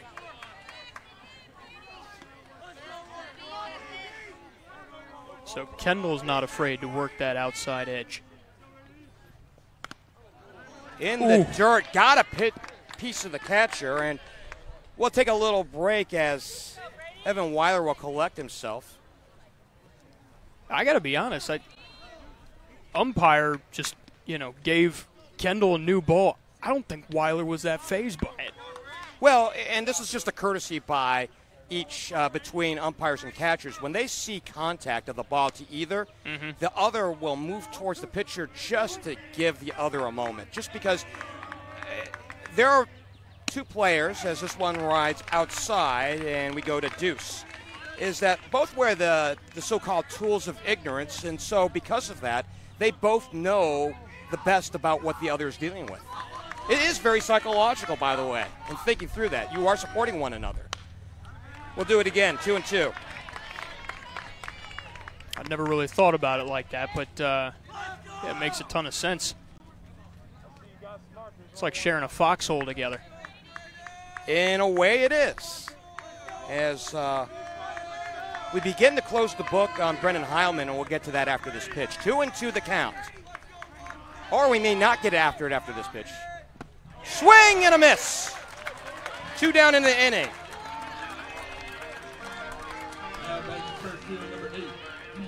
So Heilman did exit the game after 5 1/3 innings, gave up 4 hits, a run. It was earned, 2 walks and 4 strikeouts. He's on the hook for the loss right now. That's the fun part of being a pitcher who's so good at hitting. He could take himself off the hook by his own bat. Swing and a miss. On a pitch down and away to Wayhoff, it's 0-1. If you take a look at that flag out there just to the left of center field, it is not moving a touch. Strike one offering, high chop on the infield. Glove by the shortstop. He has no play and the bases are loaded. So an infield base hit off the high chop by Wayhoff. And Fairfield has a real prime chance to push across the insurance run. Okay, so the credit on this one I want to give to Crawley, who took an early jump there, and obviously that's what you're supposed to do, but because he did that, no play at third base, and you look around at second and first, and the runners are just arriving where they're supposed to be, and that's fantastic for Josh Isaacs, who hit the other double in this game. 1 for 2, grounded out his last time up.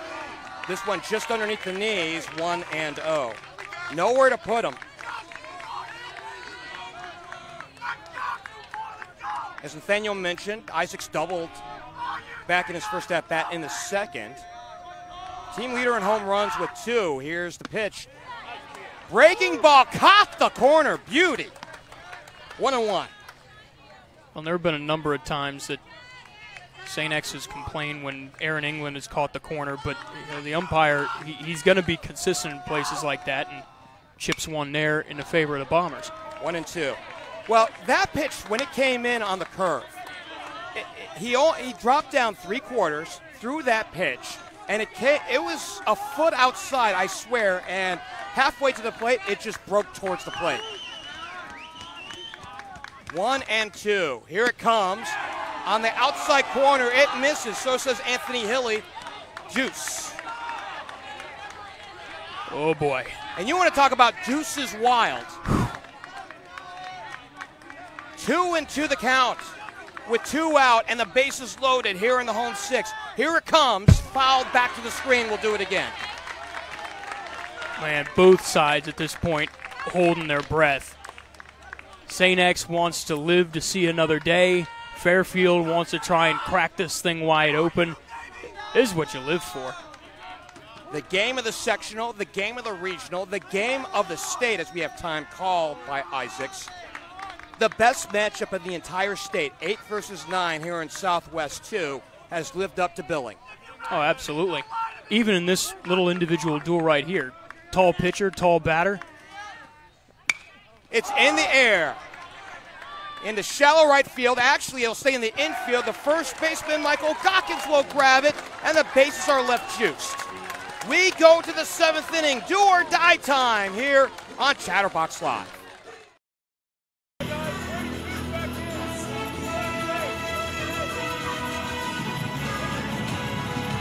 One last gasp for St. X, down 1-0 here in Fairfield. Along with Nathaniel Hipsley, I'm Geoff Kim. Thanks for joining us here on Chatterbox Live. Joe Meehan is our esteemed producer this afternoon.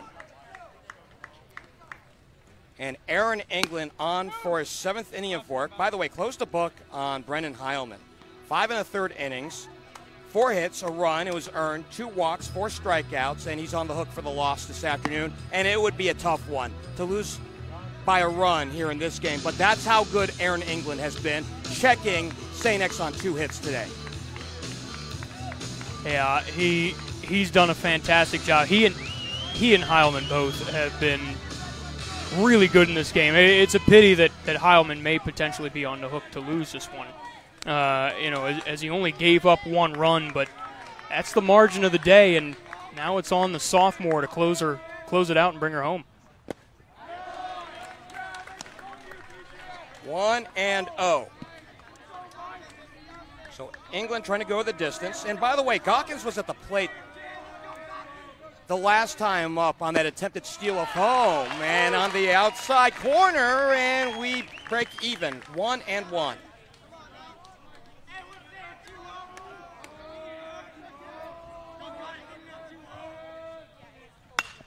Foul away. Yeah, I've seen steal attempts of home when there's a pass ball. That makes sense, but man, watching Heilman just try and time it right. I've never seen that in person. The 1-2. And we'll do it again. So Gawkins is hanging in there, and you expect a 3-11 hitter to do so. Junior has another year awaiting him. Struck out his last time up back in the 4th. His last official time, by the way. And we do it again. Here's the 1-2 pitch from England. Here it comes. And it's a waste pitch, a fastball missing up high, deuce. Gawkins to be followed by Tommy Guggens and Jack Metzger. 1-0 in what has so far been a classic. Well, there's no doubt about that one. It's in the air. Popped up into the shallow outfield. The left fielder calls for it. Kemper Murray, 1 away. So I asked this as we talk a little bit about in-house stuff. There's a section on our website called Instant Classics. I don't think we have a single baseball game on there. Does this belong on there? Well, we'll have to see what the finish ends up being. But in the playoffs and a game that has been this high leverage all day, both teams playing their hearts out, knowing that 1 run sprayed one way or the other might be the outcome. Yeah, this would certainly fit the billing. Tommy Guggens is the 1-out batter, and the first pitch to him off the plate, just a hair outside, ball 1. Well, I offered this. The first run was crossed and pushed across in the first inning on a somewhat controversial play. Wagster had a steal of second that was a bit of a tough call. It looked like it was out, and the fastball rides high, 2-0, and then he came home with the game's only run. Absent that stolen base, he doesn't go home, and we're tied right now. And then you had the attempted steal of home in the last frame by Heilman, in which he was thrown out on a bang-bang play. That could have gone the other way, and we could be tied now. That's how crazy this game has been for a 1-0 game. The get-over fastball got over 2-1. I'm not going to sit here and lie to you. I'm impartial in this game. I think you are as well, but I really would have liked to see Heilman cash in and steal home. Would have been the icing on the cake. Swing and a miss, deuce. Well, in deference to you on that, I haven't seen a steal of home directly since Barry Larkin in the mid-1990s. That's how long it's been since I've seen anybody steal home personally. Not on TV, but personally. So this would have been something to break that. 2-2, he spoils it, we do it again. So good on England for issuing 2 balls right up front and then coming back 2 strikes, and he's got himself in good position here. Yeah, he's come back here in the count. 2-2. Taking his time, the break-even pitch coming. Ground ball to second. Collected by Wiseman. 2 out.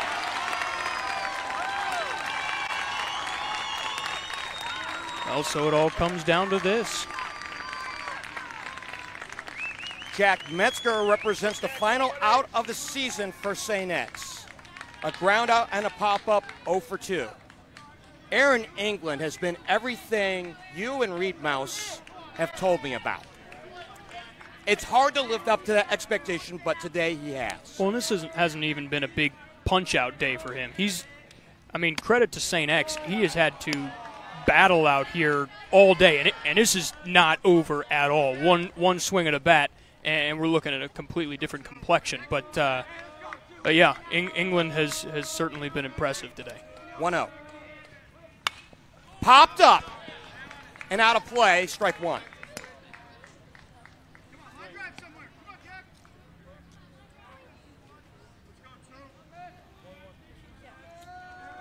Well, I am pressing Trace Fowler, Reed Mouse, Sean Spurlock for this to be an instant classic. Just so you know. 1-1 the count. Duly noted. England deals curveball missing. 2-1. Should Metzger reach, it'll be Will Hendon. Well, we see a possible pinch hitter up there. 15 is Brogan Mackay, if that name rings a bell. Foul back to the screen. Certainly should. And St. X down to their final strike. Well, should Metzger get on, we'll talk about Brogan Mackay, who did lead St. X to a state title in football a year ago. Big moment here. You see fans starting to get on their feet a little bit. Well, certainly on the Fairfield side. 2-2 the count from England. Here it comes. It's a ground ball to Wagster, and he throws them out. A 2-hit shutout this afternoon for Aaron England. 1-0 in a classic here in Fairfield.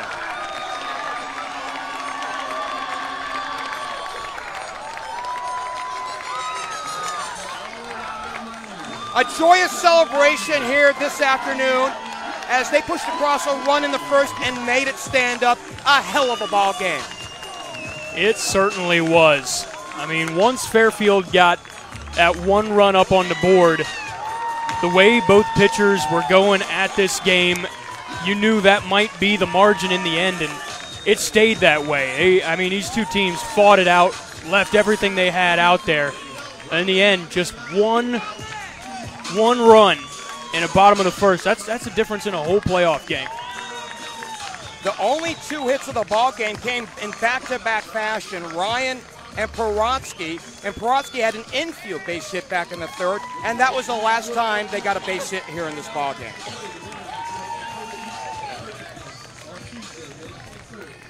So he goes the distance on a 2-hitter, England does, improves to 3-2 on the season. A masterpiece this afternoon, and what a great time for it to happen in the playoffs. The hard luck loser is Brendan Heilman, who falls to 1-1 to end his year. 5 1/3 innings. He only gave up a run, but that was all Fairfield needed today.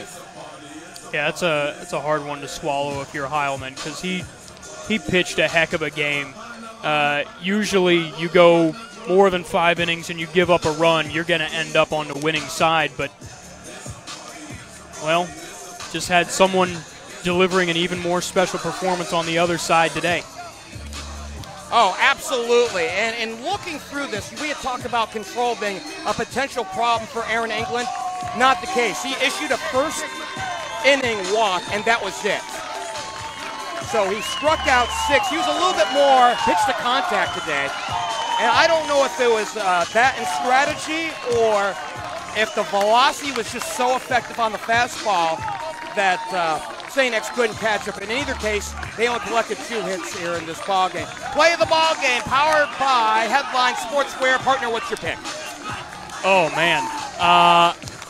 Well, I think we'd probably thought that perhaps the steal of home might be the one if Heilman was able to get it, but he didn't. So for my money's worth, I'd probably call it maybe Wagster's steal of second base. That was a pretty good play, just escaped the tag. that'd probably be probably have my vote. So that's our play of the game, powered by Headline Sportswear. An amazing effort. I think on my side, just to be deferential, I'll go with the only run crossing here today. The first inning run, and we'll give you the scoring summary because it's such a short one. In this case, it was Noah Waxter in the bottom of the first inning, walking, stealing second, and working around a strikeout by John Wiseman. John Rodriguez came up and on a full count pitch, punched one into center, and that accounted for the only run of the ball game this afternoon. Mercy.